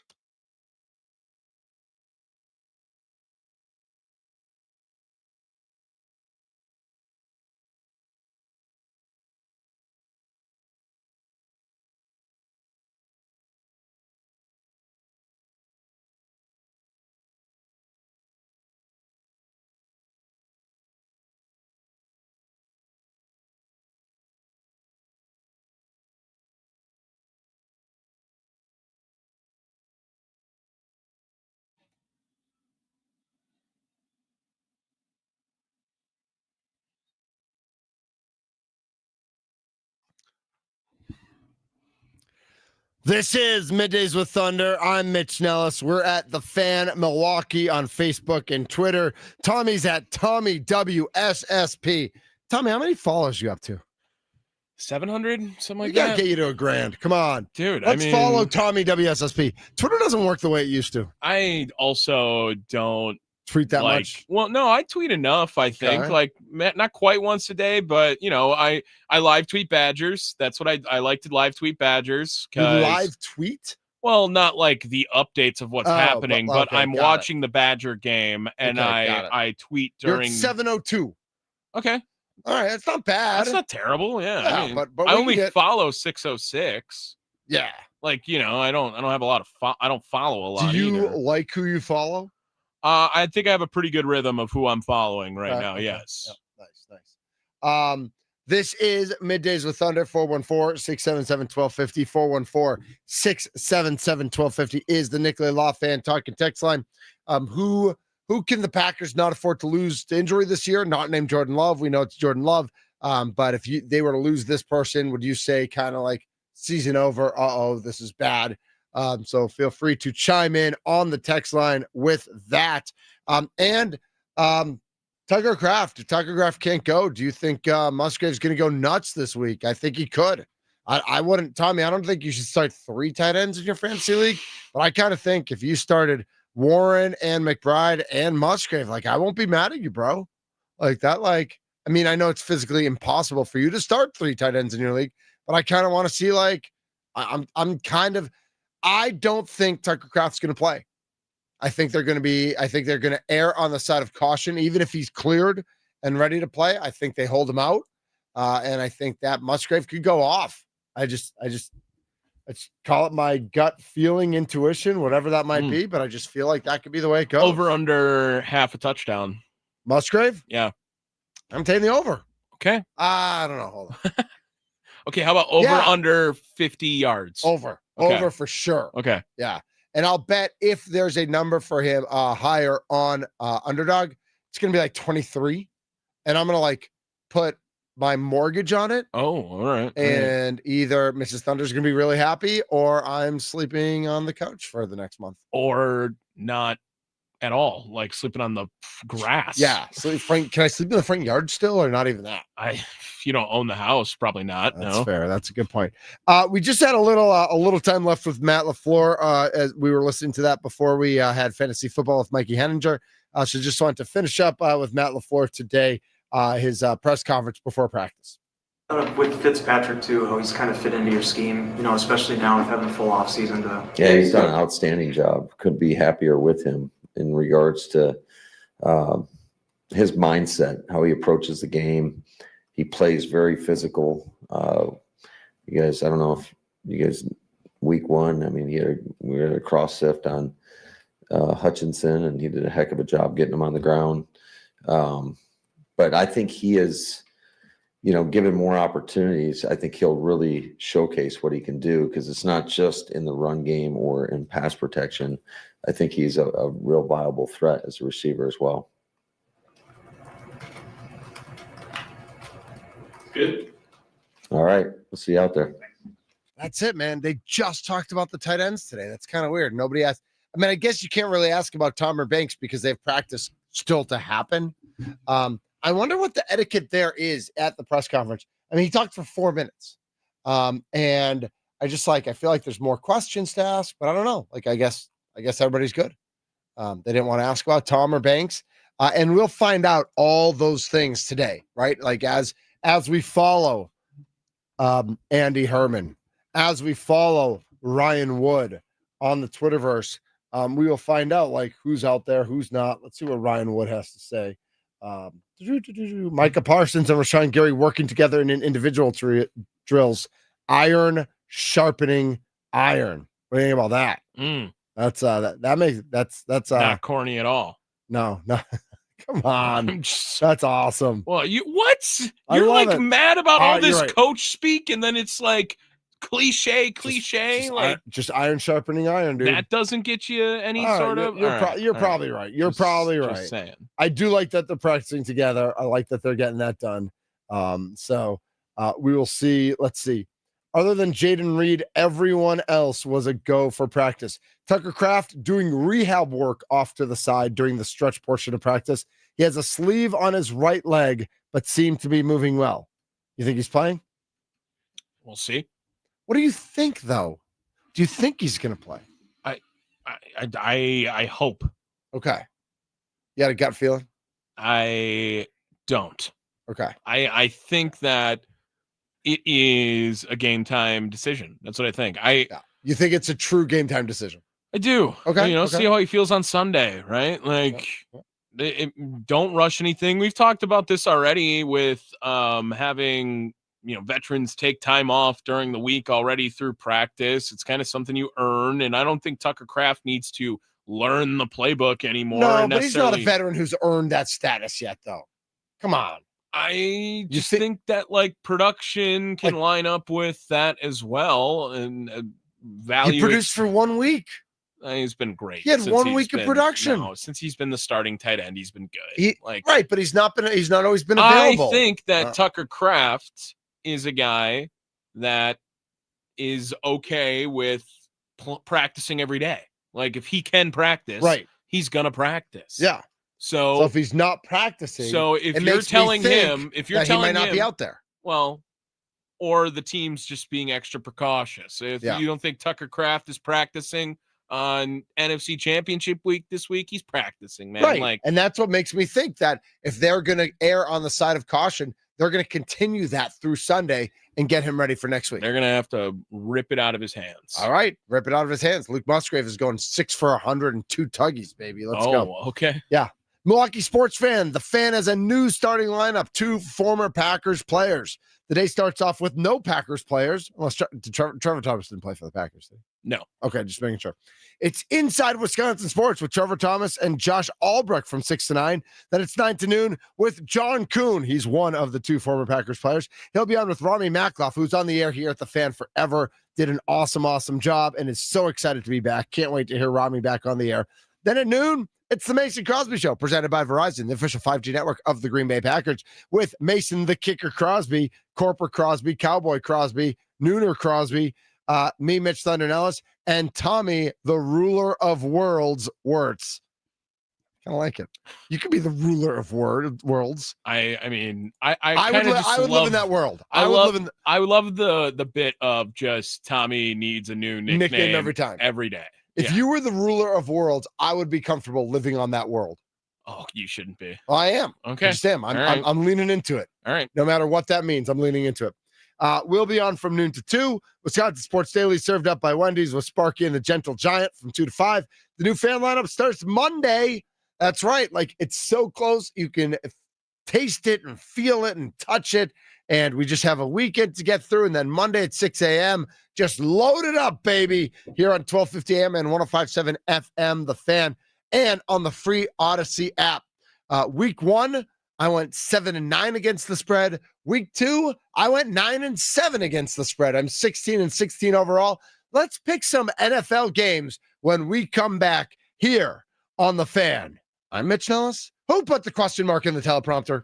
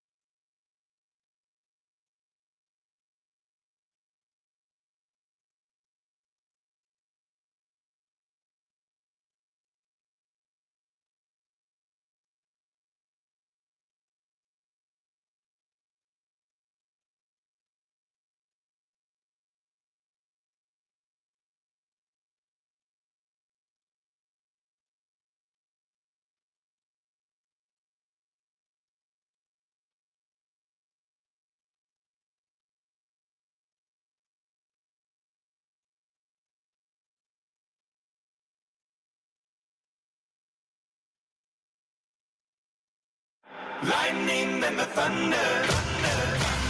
But after all these years, I'm still scared of thunder.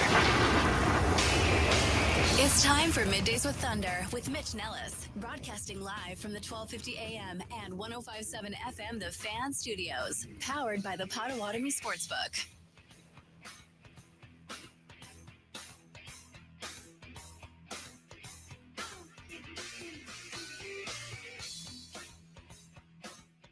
This is Middays with Thunder. Welcome into hour number 3. Let's go. The final hour for now of Middays with Thunder. Been an absolute blast doing this the last 3 weeks. Thanks to Jason and Mitch and Sparky for the opportunity. Thanks to Charlie and Tommy for being absolutely awesome teammates and helping hold my hand through this whole thing as I worked through some throat issues and some. You got to realize like how much of a G Charlie Houston is too, working with him. Well, and I already knew a little bit, right? You knew a little bit because I filled in for Sparky, right? Yeah. But it's like, God, he's just insane at this job. I love the mustache, but I wish he would have just trimmed the beard. I didn't like the beard was a lot, and I agree with him; it was a lot.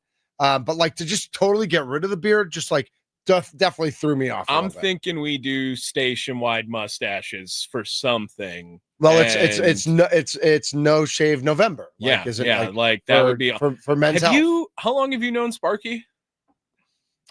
20 years? Almost 15 years? Yeah, I mean, like we definitely didn't know each other immediately. Like he was Homer's producer when Homer was on 11:30, when he was on After Belling. Okay, it was 6 to 8, and then. When they start, and then I think Homer got moved to like 9 to 11 at night when they made it very clear they didn't want to do sports anymore. They just wanted to go political. Okay. And around that time, I think is when Sparky started here, and 1250 went on the air the same day was my first day at ESPN. Oh, all right. Nice. And so that was back in 05. Sparky and I didn't really know each other then, but we knew each other at some point. And then we got, we just like, I think we were like more like we emailed a lot back and forth. The point of the question was, have you ever seen him with any sort of facial hair ever? I don't think it's possible. I just assume he can't grow facial hair. Yeah, like not in a bad way. Just like some people can't grow facial hair. Some people can't grow, I don't know. Long hair, right? Same way. No, I'm just like, if we went everyone with mustaches, like, can Sparky get a mustache? Whether he can or not, we would tell him he's not allowed to shave his mustache, and like whatever ends up growing grows. Yeah, I just can't imagine he even would get anything out of it. Maybe he shaves every day. I was gonna say, do you think Sparky shaves every day? I could see that. Yeah, from him, Oh, here we go. There we go. Is he coming in? I feel like he had a goatee for a little while.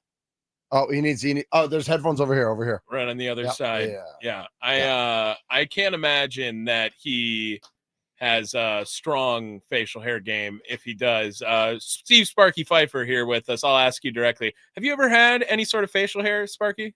I did. I had a goatee at one point when I was doing Big Show. Yep. When goatees were cool. No, that wasn't the reason why. But the two oldest in the household at that time had never seen me with facial hair before. Yep. So they were begging me to grow some facial hair and see what happens. Yeah. So I did. I grew the goatee. Right. And Gary and Leroy are like, man, you look totally different. Like you look like with somebody like you would not want to mess with that goatee on your face.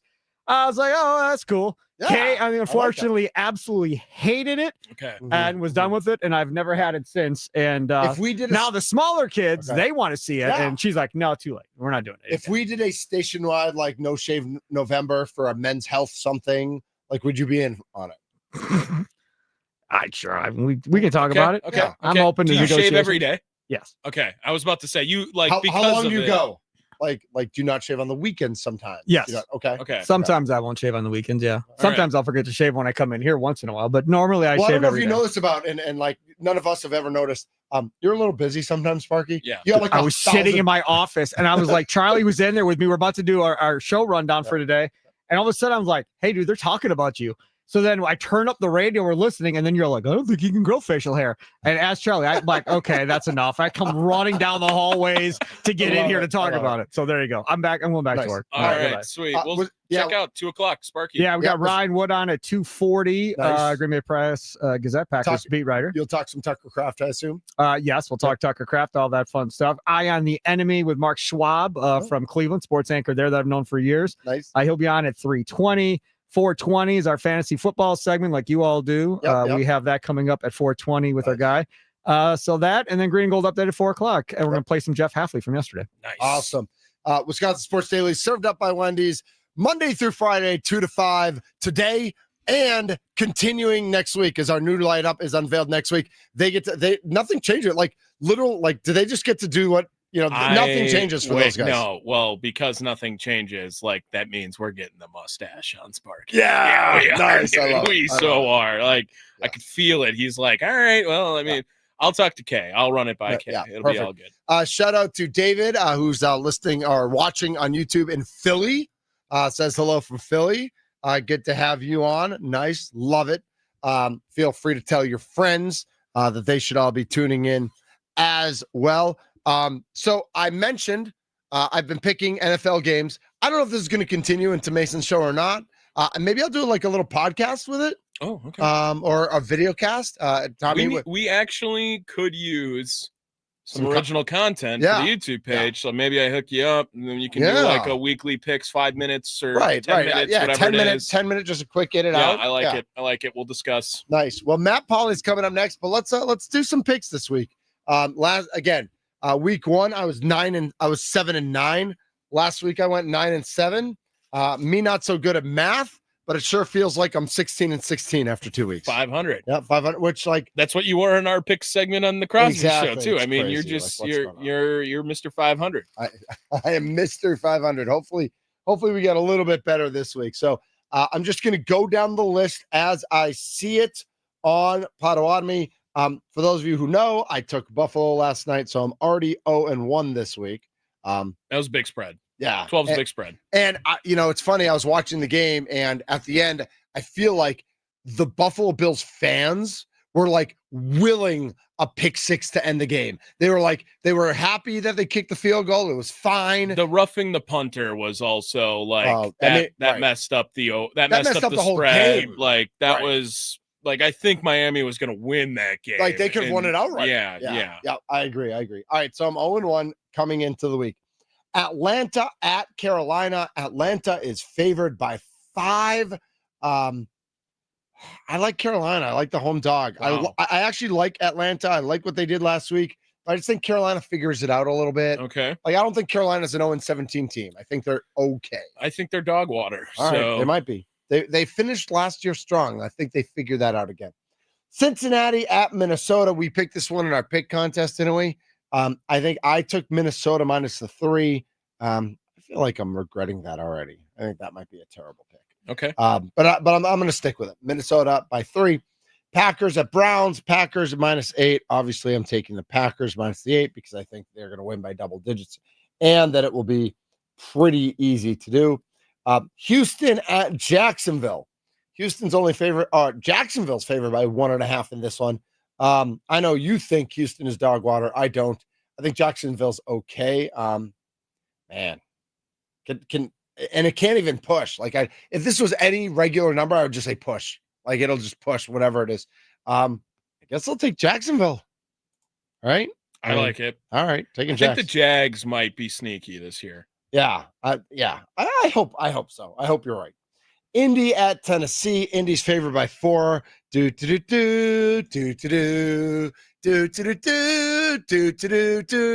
John Williams and Indiana Jones keeps it rolling at Tennessee. The Colts. I'll take the Colts. I'll give the 4. Rams at Eagles. Love the Eagles minus 3. In general, I love minus 3.5. I'm sorry. In general, I love East Coast teams hosting West Coast teams. I love that travel. The Rams were in Nashville. They went back home. Now they have to go back to Philly. And just like that, Raiders at Commanders, this might be my lock of the week. I love Washington minus 3 in this game. Absolutely love it. I don't care if it's Mariota. I absolutely love Washington in this game. Okay. Just all day, every day. I don't know why that number's not 6. It doesn't make any sense to me. Okay. Jets at Bucks. I love the Bucks. I was going to say, these are like your 2 favorite teams. Like you love Fields and you love Mayfield. Man, you love Mayfield so much. I do love Baker Mayfield. Why do you so Mason much. love Baker Mayfield so much? He's just a guy. Love Baker Mayfield. I know he fights hard, but like he's not that good. I completely disagree with I that. know you do. And you want to talk about if you want leaders to lead, Baker Mayfield, maybe in the elite tier, maybe in the S tier of leaders. Tyrod Taylor starting for the Jets in this one. Yeah, that's you got to take Tampa minus 6.5, right? Yeah, I don't even like it. I think the Jets cover, but I'm taking Tampa to cover. Pittsburgh at the Patriots. I think Pittsburgh should be favored by more in this one. Like I think the Patriots are on the rise, and Pittsburgh's kind of mid. But I think Pittsburgh minus 1.5. Like I think Pittsburgh finds a way to win this game. Aaron Rodgers, baby. Broncos at Chargers. Chargers favored by 2.5. Ooh, man, there's some good games this week. Sorry, buddy. I'm taking the Chargers. Probably, yeah. I don't hate it. All right. I mean, they're starting to show you something. No, I'm gonna promise you it'll implode, but I don't love what the Broncos showed last week either, to be fair. So I'm not gonna lead you astray on my personal opinions about the Chargers. You can lead however you want. You bet with your head, not your heart. That is absolutely correct. Yes. New Orleans at Seattle. Seattle 7.5. I'm taking Seattle. I think you just bet against New Orleans every week this year, and I think you end up at a minimum 10-7, maybe even better. And there's nothing wrong with that. Just keep taking. Donate that. Yeah, just go against New Orleans, especially on the road. Arizona at 49ers. The 49ers are favored by 3. I think Arizona wins this game. I'm taking Arizona plus the 3. I think Arizona, Mac Jones had a good first game. I think they stepped up for him. I think he's not that good. I think Arizona wins this game. So I got Arizona plus 3. Dallas at Chicago. Dallas is favored by 1. I'll take Dallas. I think Chicago is another one of those teams you might just want to bet against all year. Kansas City at the Giants. Kansas City is favored by 6. I think you got to take Kansas City. Yeah, this is a get right game all day. Yeah, right. All right? day. Yeah, all totally day. Yep. And then Monday night, it's the Lions and the Ravens. I took the Lions when we took it, but I took it at 5.5. It's down to 4.5. Mm-hmm. Taking Baltimore. Okay. Minus 4.5. I know it's not what I took on the show yesterday, but that point kind of spooks me a little bit that all the money's coming in on Detroit. I'm not really sure why, so I'm going to go with Baltimore. I threw all that into a parlay for you here. You can go throw $5 for a chance to win $86,000 over at the Potawatomi Sportsbook. What if I did? I mean, just saying. I mean, it's kind of worth $5 if I went 16-0 this week. Right. 15-0. 15-0.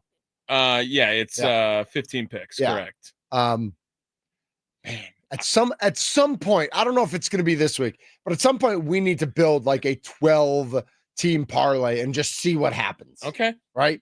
With like Yannick Sinner minus 2,000, like just take all the favored money lines maybe and see because that's not going to be 86,000. It's not going to be anywhere close. But at least like you have a better chance of winning that than me going 15-0. That'd be unbelievable. But right, it'd be an awesome week if you went 15-0 picking against the spread. But I'm just saying, it'd be better if I won $86,000. $86,000 is cool. If I won, hold on. If I did that, 10%.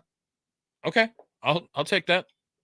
Yeah, $8,000. Right. Yeah, I'm down. Yeah. Right. You can give me less than that. I assume you can give me the 8 flat. I was gonna say I assume I have to pay taxes on that. Like I assume if you win that much, I'm pretty sure it's anything over 1,200. You got to. I'll take 10% of the. I'll take 10% of the after tax. Okay. I got you. Yeah, for sure. Yeah. All right, I'm here for it. This is Middays with Thunder. He's Tommy Wirtz. We are working on our friends at the Potawatomi Sportsbook because we love everybody over there, whether it's Austin or Luis or Jay or Aaron or Emily or the whole crew over there. Really, really great people. Get there sometime this weekend. I don't know if they've got WrestlePalooza going on tomorrow night, but it is on the ESPN app. Yeah, I was just going to say, if you want to go, all you got to do is hover over, go to the potawatomi.com/casino/sportsbook. You'll get over. They have the sports wager page there where you can get over to their website that is pretty much the easiest gambling website to use, maybe of all time. It's super easy, does the math for you on the side. You can take that code, scan it over to the Potawatomi Sportsbook. On the weekends, Mitch, if you take the QR code, you get an express lane. Like you just go right to the, if you have your bets already made, it's like the fast pass over at Great America or something. Nice. You hover over the Sportsbook tab, go click under reservations, shows you all the great events. If you want to get hooked up for a Sunday there, a Packer game there, whatever it is, I mean, maybe the best place. If you're trying to watch it in an atmosphere, like, you're not going to find another one like the Potawatomi. I got to talk to our buddy Jay because that quarter zip is fire. It's just like got the literal fire logo on the left shoulder, and it's like, man, that's nice. Matt Pauley, Cardinals Radio Network, is going to join us next. We're going to talk some ball. We're going to talk some baseball. St. Louis Cardinals, Milwaukee Brewers. They played 3 last week. They're playing 3 starting tonight in St. Louis. 7:15 first pitch. I don't think I'm going 15-0, but wouldn't that be wild? Just saying. Just saying. I love it. This is, and, as we all know, you can't count on much, but you can always count on Sundays with the NFL on CBS and Paramount Plus. Stream your local NFL game live every Sunday, all season long, starting at just $30 for your first year. That's like $250 a month. Visit ParamountPlus.com/NFL to get started today. We're going to switch from NFL to MLB. Coming up here on Middays with Thunder, I'm Mitch Nellis. He's Tommy Wirtz. Matt Pauley is next here on The Fan.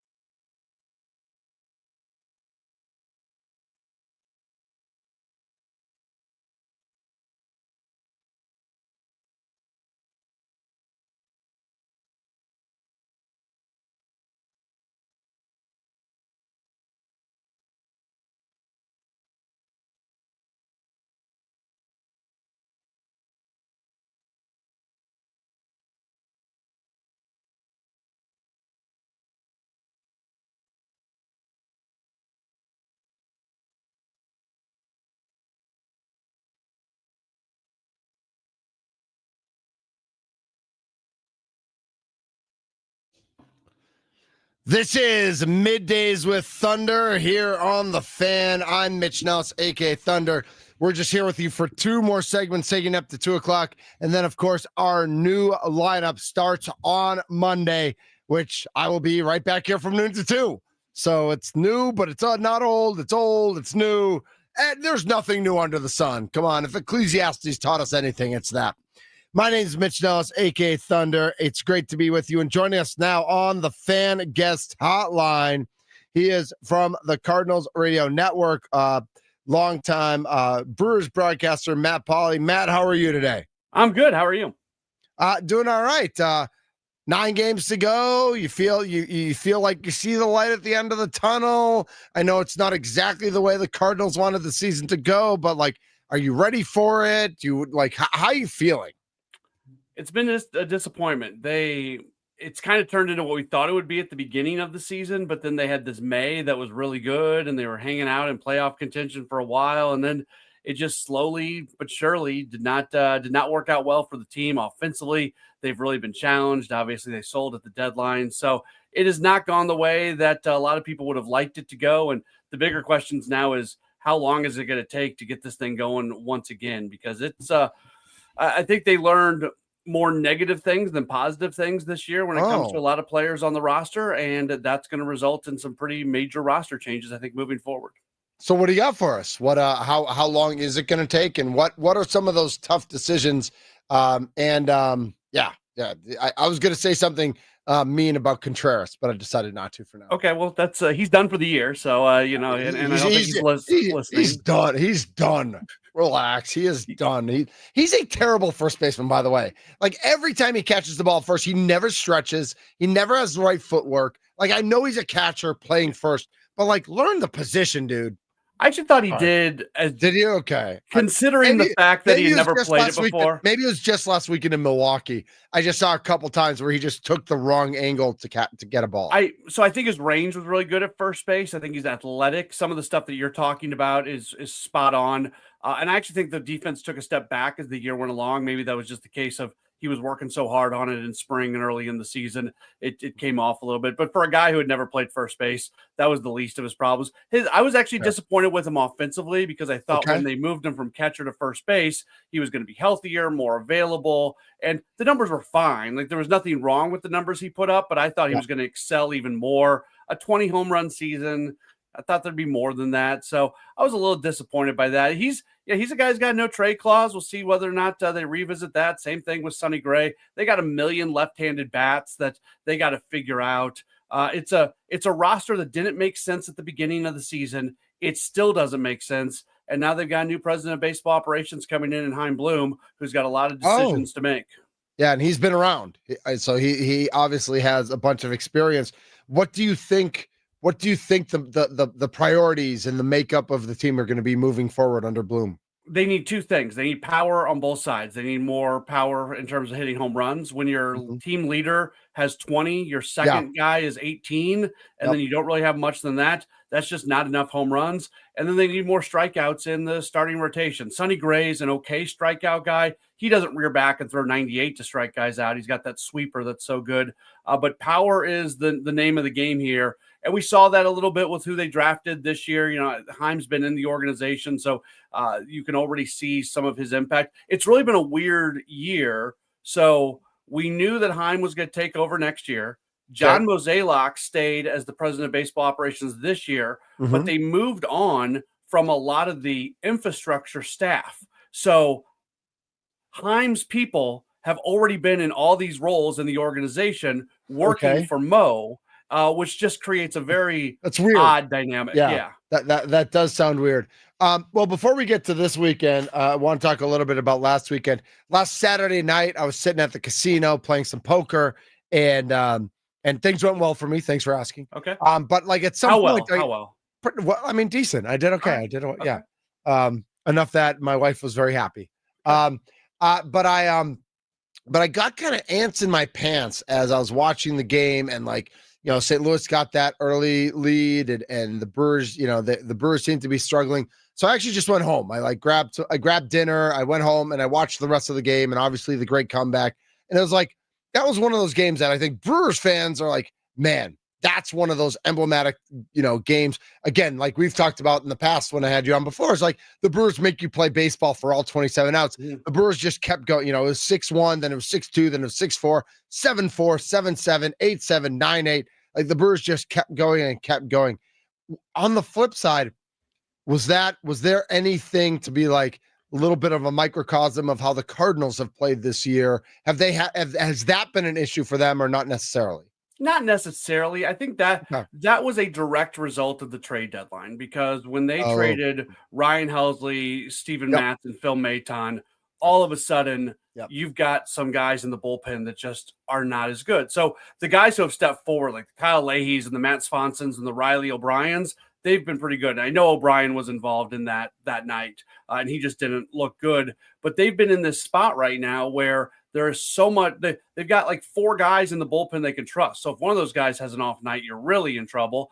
And then if some of those guys aren't available, it makes that much tougher. So that second group, the group who's now the A group, was the B group when Helsley and Maton and everybody was there. So you felt comfortable when some of those top line guys weren't available. Now that those guys have moved to the A group, nobody's really stepped forward in that next group. So Riley O'Brien has a bad night. JoJo kind of had a bad night that night. And all of a sudden, you just don't have anybody who can come in and fix it. Well, that was Jacob Misiorowski against Sonny Gray. And we've got Jacob Misiorowski, Sonny Gray facing off again tonight.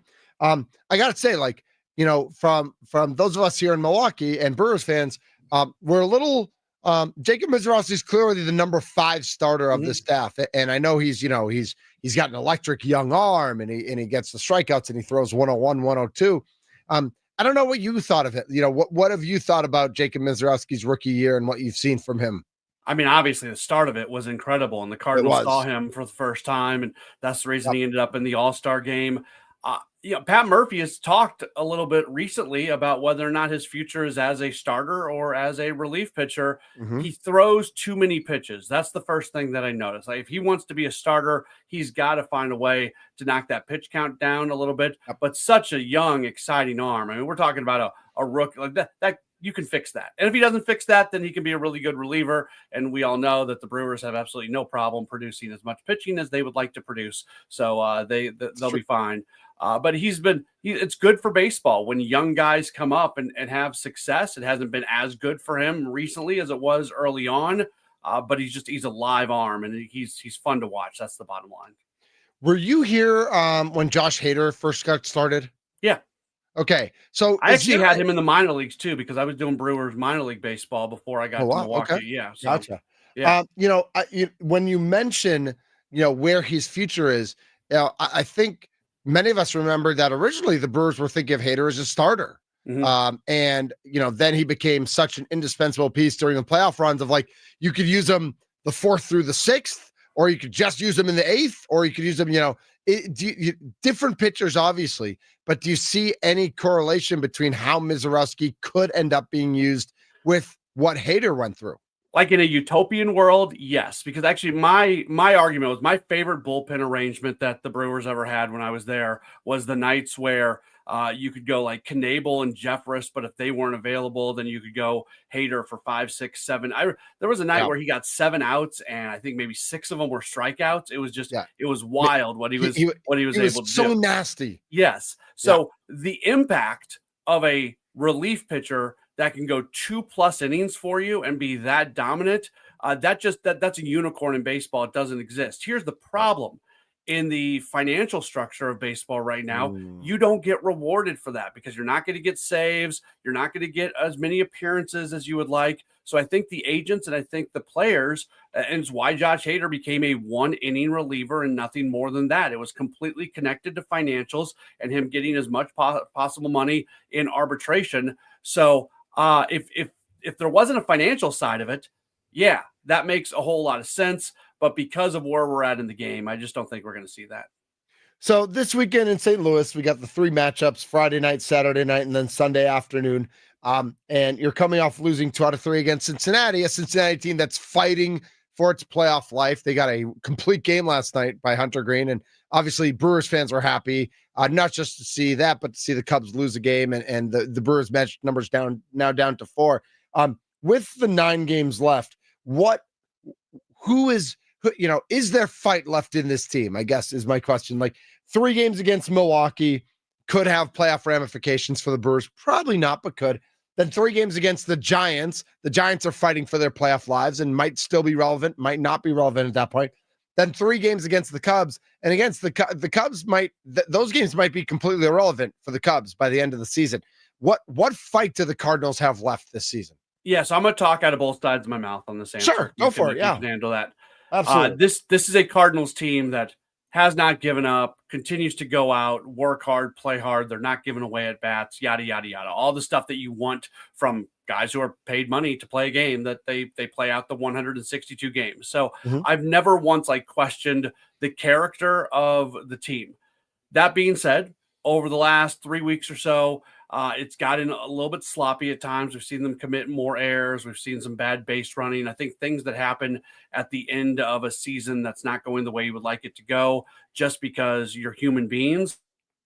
They just have not been as sharp as they were earlier this year. And then one of my big things when we get to this time of the year is when games are not evenly yoked, a lot of times you see things go very much in the direction for the teams that are still playing for something. And the Brewers are trying to hold that top spot in the National League. These games absolutely matter for the Brewers. They don't matter for the Cardinals. And no matter how locked in a team might be, I think it's hard to get the intensity that you need when the stakes are different. I think that's fair. Matt Pauley joining us here on Middays with Thunder on the Game, part of the Cardinals radio network. I wanted to ask a little bit about the stadium and about the crowds, because I think some people made a big deal earlier this year about that the crowds weren't as big as they used to be, which is going to happen when your team's not as good. With the Cardinals, listen, the prolonged success of the St. Louis Cardinals over the last 20 years it has been absolutely fantastic for the city and for the franchise. I got to say, though, the last 3 games against Cincinnati, 18, 21, and 23,000, that's not terrible. And maybe that's just announced attendance. I don't know if that's actual people in the stands. But for a team that's out of playoff contention, that has struggled for a lot of the year, I don't know that you're getting 30, 40,000 in the middle of the week against Cincinnati. Yeah, it's not good. It's probably an actual attendance is probably about half of that number, to be perfectly honest. The ballpark, right. And that's a low number. Yeah. Ballpark has felt empty most of the year. It's a really weird thing because there's such a negative sentiment towards John Mozeliak, and people want him out so bad. He's one of the most unpopular people in St. Louis. It's almost become this badge of honor to not show up to games. And I hate it. I hate it so much. I can't. Yeah. It really frustrates me because it seems like there's a large group of people that want to puff out their chest and say, see, I'm not going to show up to a game until John Mozeliak is gone. And that has just caught fire. And there's some other things going on. He basically is gone, but he's basically gone. I mean, he's still there, but he's dead man walking. I have 9 games left in the season. I promise you, I am going to get messages on my post-game show about John Mozeliak should walk out the door right now. People dislike him so much. They would like it if he didn't even finish out this year. That means nothing at this point. So the crowds are going to get back up again. It's a weird market where in some cities, you go to Colorado, it doesn't matter how the Rockies are playing. You're going to get a good crowd because you're paying a cover charge. You're not buying a ticket. It's the world's biggest bar at Coors Field. Right. You're right in the middle of downtown, kind of like St. Louis, but people just go and drink. Sure. Yeah. You're always going to get attendance in or Milwaukee. Denver, or smoke. Yes, that is true. Yeah. That's whatever it is in Denver. Yeah. The tailgating culture in Milwaukee, there's always going to be something there. For the Cardinals, it almost doesn't matter what they do inside the game. This is a market, this is a fan base that is going to support a winner. And when they're not winning and then people are unhappy with the reasons why they're not winning, that's when you see the attendance like it is right now. Do you think sentiment toward the franchise will change when Chaim takes over next year, whether or not they're better on the field, but just because it feels like a breath of fresh air? Yes, but not exponentially. The bottom line is, players sell tickets, right? Yadier Molina came in as a special coach one weekend, and you're like, oh, they're just doing that to sell tickets. No, Yadier Molina being in the dugout isn't going to sell tickets. Nobody's saying let's get the family in the van and head down to Busch Stadium and never see Yadier Molina because he's sitting in the dugout, right? So, and I don't think this organization is a place right now where they're going to make a run at a Kyle Tucker or Pete Alonso. If he like that's just not going to happen. So the attendance thing is going to have to slowly build back up, and the organization is well aware of that. Well, Pauley, it's me, Tommy here, and for those of you who don't know, Pauley. Those of you who don't know, that my first ever gig in radio was working with Matt Pauley across the street, and my second ever shift, I believe I was still training, was West Coast baseball with post game with Matt Pauley. So I despised Matt Pauley from the beginning. From like just when you're playing the Padres and you're not leaving work until 2 or 3. You know, we did those shows so late all the time, and I think even had a Brewers closeout. Like, so we took it all the way until like the season or the calls stopped, right? But I wanted to circle back to a question talking about it with an outsider perspective on this Brewers season now, Pauley, and that was, you said that they need more power with the St. Louis Cardinals, both on the pitching side and on the offensive side. And you see what the Brewers are doing this year with not a whole lot of power, at least consistent power. And I was wondering, is it something that interests you just out of market to maybe play the style that Milwaukee's playing because you see the success? Now, it hasn't translated yet to any postseason success by any means, but you can tell that the Brewers are trying to look at baseball a little bit different with what they have. And I'm wondering if it's something that you think could catch on across baseball, where it is, hey, we're still going to look at on-base percentage Moneyball style, but what if we focus in on speed also playing a really big role, and also looking at just guys who put the ball in play more than anyone else and see what happens from there? And I'm curious to hear your thought on that. If you are looking at retooling, rebuilding in St. Louis, like, does it have to be around power in your mind? Because there's such a lack of power, yes. I think comparing yourself to the Brewers is always a really scary situation because the Brewers are the best at what they do, and they have so many incredibly smart people that can get the most out of every single player. It's not a lot of that roster is built upon guys who came from other organizations that weren't developed by Milwaukee, and they found deficiencies in the game that were easy to fix, and they fixed those guys, and they made them really good. The Brewers are the smartest organization in baseball as far as I'm concerned. So trying to emulate them when you don't have the people in the front office to do it, I think you're just going to become a bad version, and a bad version of the way the Brewers play baseball probably doesn't win you a lot of games. The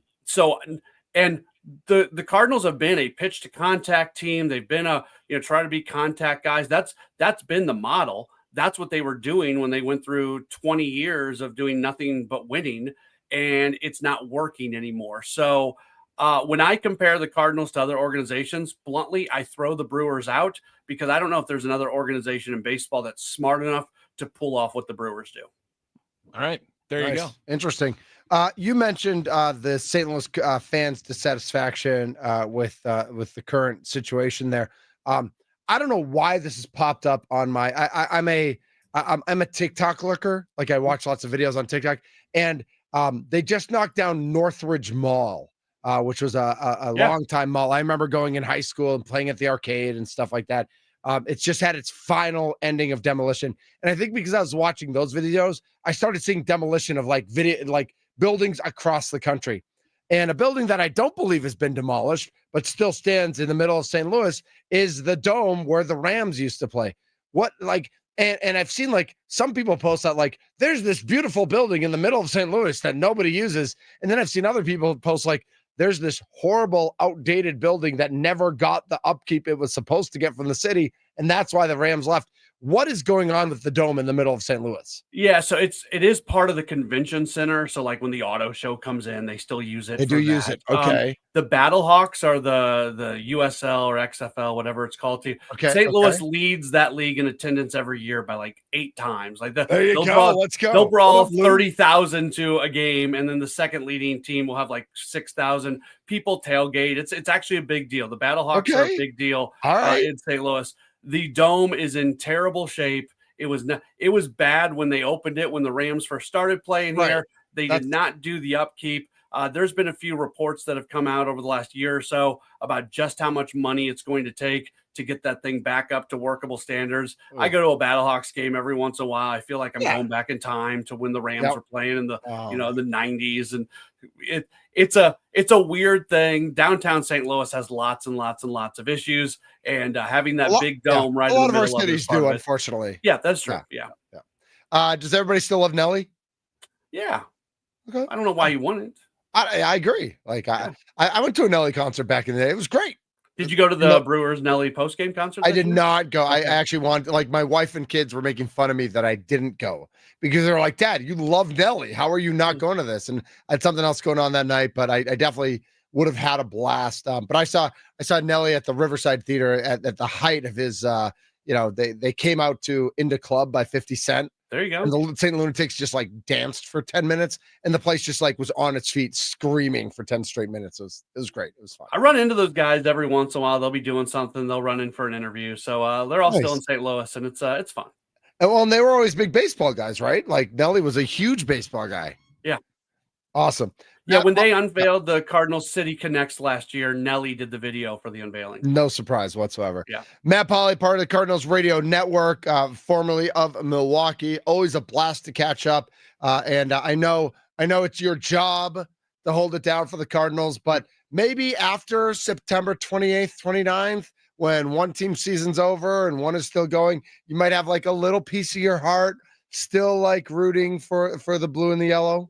I love Milwaukee. I love the Brewers fans that I talk to every single night afterwards. But congratulations to you guys at the station for getting the full lineup back and everything. I was there when it went away, and I know how much that hurts sports fans in Milwaukee. So, we're corporate teammates now with where I'm working. But even beyond that, I'm just happy for the sports fans in Milwaukee that they're getting you guys back. So congratulations on that. Yeah, it's an exciting time. We built it, as we were saying, brick by brick. Now we're building it floor by floor. Going local 6A to 6P starting on Monday. Matt Pauley, thank you so much for jumping on today, and we will definitely catch up throughout the year, and hopefully we won't wait all the way till next baseball season. There'll be a reason for us for Milwaukee and St. Louis to talk before then. I'm always here. I love coming on. Thanks for the invite. Awesome. Thank you so much. He is Matt Pauley, part of the Cardinals Radio Network, joining us here on Middays with Thunder as we are getting ready to wrap things up here. Matt joined us on the Fan Guest Hotline, powered by Gruber Law. One call, that's all. You can follow him on Twitter at Matt Pauley on air, at Matt Pauley on air, as he holds it down for the Cardinals there and in St. Louis. Great dude, Tommy. Great dude. KMOX too. Yeah. Legendary. One of the greatest sticks in the history of America. Yeah. He like I said, it was literally day 2 for sure. I was working with him, maybe day 1 as well. But him and Scott Loris, like the first 2 hosts I worked with on a pretty daily basis. So I know Matt Pauley very well, and good dude. He came on. I remember when Bob Uecker had passed away, and he came on to Wisconsin Sports Daily, got him hooked up with that. So we've had a little bit of a working relationship here at Odyssey, and now he's at an Odyssey station in St. Louis. It was definitely a sad day when it was like his last day across the street, because I know how hard he works too. I mean, that guy, he did 10 years of minor league baseball, like another guy who just grinds. Like, and I'm always in support of the little baseball programs, whether it's minor league, summer ball, I got immense amounts of respect for guys who can do that for 10 years, because I did it for 4, and I am like, all right, well, let's get back to radio. You know what I mean? Exactly. So our thanks to Matt Pauley for jumping on the Fan Guest Hotline, powered by Gruber Law. One call, that's all. We will come back to wrap things up, set up the table for Wisconsin Sports Daily, served up by Wendy's, close things down, last one out, turn off the light here on Middays with Thunder as we transition back over to the Mason Crosby Show next week. I will say, part of me is a little excited to go 2 hours. 4 hours is a lot of talking, man. Nobody needs that. Like, nobody needs me for 4 hours. Mrs. Thunder doesn't need me for 15 minutes, but the rest of you don't need me for 4 hours. We'll go back to 2 next week. This is Middays with Thunder on the Fan.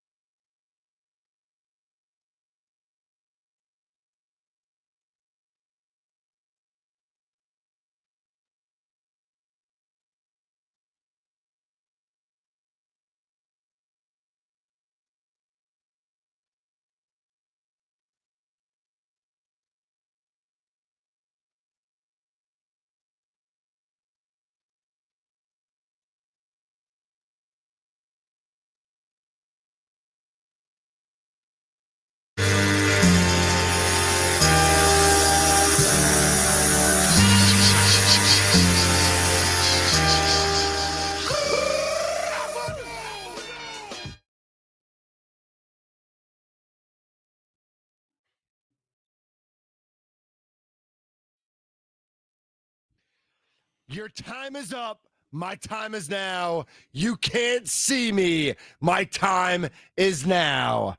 Tomorrow night, WrestlePalooza, Brock Lesnar versus John Cena, the 17 never seen greatest of all time. Shout out to the WWE for just making up a promotion because AEW has their big pay-per-view over the weekend. So I think it's actually twofold. I think they made it up to fight against AEW's big one. I also think they made it up knowing that they were selling out WrestleMania to Saudi Arabia and that they were going to give them something. And now they're creating WrestlePalooza. That's the next big thing. And I think moving forward in future years, WrestlePalooza will be viewed as one of the big wrestling events. They're going to make it bigger than SummerSlam? Well, SummerSlam kind of sucks anyway. They're going to bring it bigger than the Royal Rumble? Not bigger. I think it'll be third behind WrestleMania and the Royal Rumble. Okay. But I think it'll always stay in America. And I think they will now take, after Saudi Arabia, I think they're going to take WrestleMania. It won't be back in America for the next 10 years because they owe London one. It was supposed to be in London in 26 or 27 or whatever it was. They took that to Saudi Arabia. I think they're going to go to like Saudi Arabia every other year now. They're getting like $5 million from Las Vegas to be in Vegas next year. They're getting $500 million from Saudi Arabia to go to Saudi. Well, Tommy, I know you love your people, but like if somebody offered you 100 times the amount to do something else, I have a feeling you're taking the 100 times. Some of my favorite athletes of all time are one Tiger Woods and one Scotty Scheffler. Okay. They never sold the bag.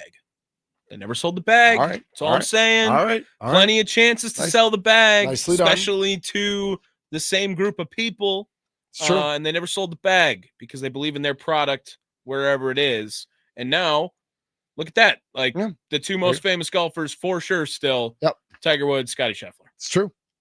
You can't. With that being said, I have a price, and it is $500 million. Yeah, let's be real. I'm not lying at all when I say that. Nope. This is Middays with Thunder here on The Fan. We are also live on YouTube. What's up, YouTube? At The Fan Milwaukee. Want to thank everybody for the past 3 weeks. It's been absolutely a blast holding it down as we figured everything out internally, as we dotted the I's and crossed the T's, got all the contracts signed with Trevor Thomas, Josh Albrecht, Brandon Snide, Rami Makloff, and John Kuhn, making sure they are all in the fold. Huge shout out to Mr. Andy Herman. You are always our brother, no matter where our paths go in the future. You are always one of us. You were here when it started, and every Wednesday. And every Wednesday on the Mason Crosby Show at 1:00. It's still going to be Pack-A-Day Radio, Mondays and podcast. Fridays on Inside Wisconsin Sports at 8:20 as well. So he'll have his voice, he'll have his place popped out. But I mean, in the words of Andy Herman, you're the absolute best. Absolute best.